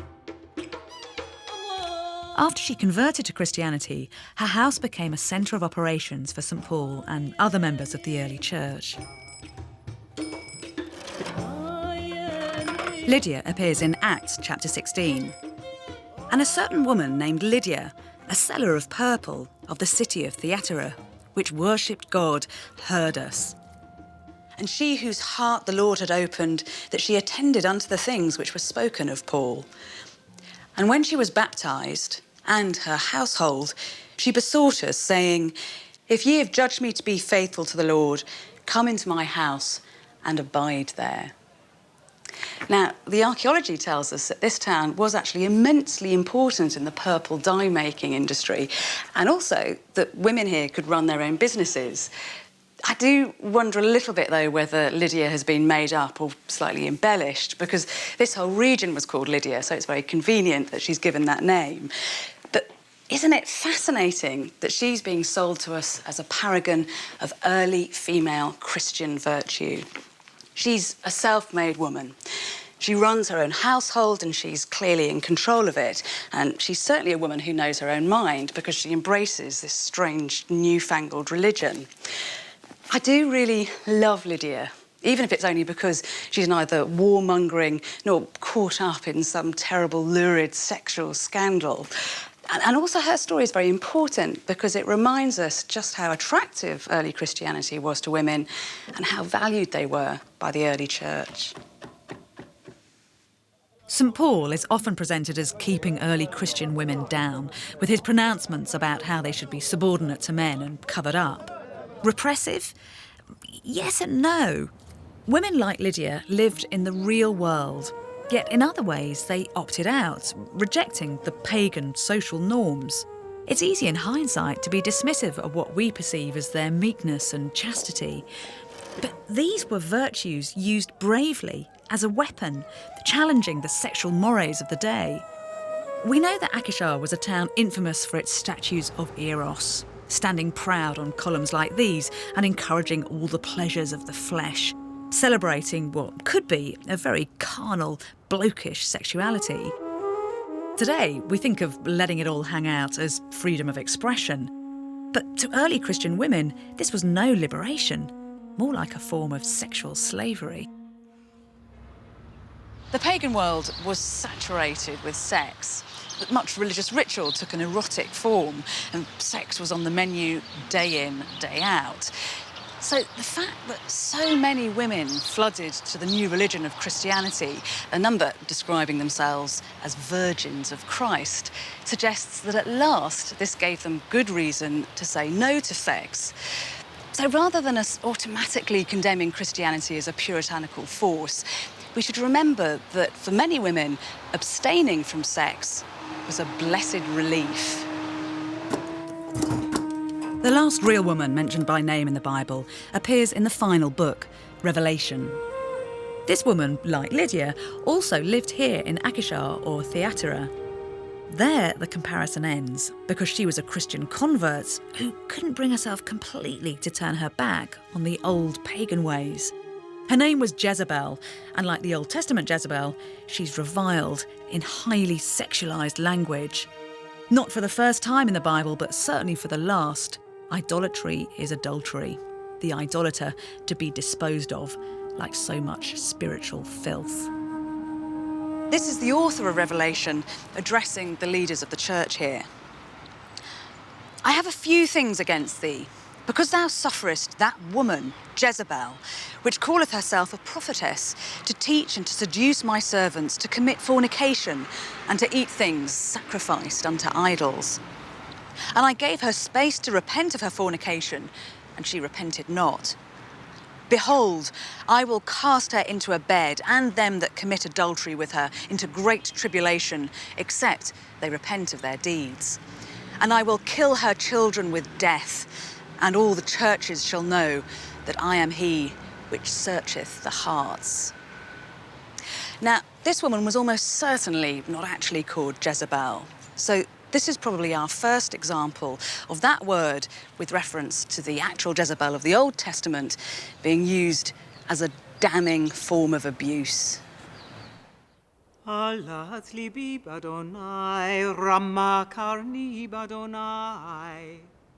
So, the Bible is bookended by women. Eve at the beginning and Jezebel, Mark II, at the end, both of them sold to us as bad girls. But if you read this book carefully, you realise that their stories are actually much more complex and ambiguous than that. Just like Bathsheba, they cannot be put into neat moral boxes. It's a reminder that the Bible itself is not as rigidly anti-women as some people think. But for me, the real value of this book is that by featuring the likes of Deborah and Jezebel, we get to meet the flesh and blood women of the distant past. This is a rare window onto an age of transition, when women were losing their standing. And while they were being written out of history, the Bible writes them back in. I think the Bible is not just a spiritual guide inhabited by role models, but can be read as an epic of women in all their glorious, messy humanity. In the next programme, Jerry Adams investigates the life and death of Jesus. There may be many people who would wish that I was entombed forever. Who was this Jesus Christ? What did he do that led to him being executed in this very, very brutal public way? And who was it that murdered him?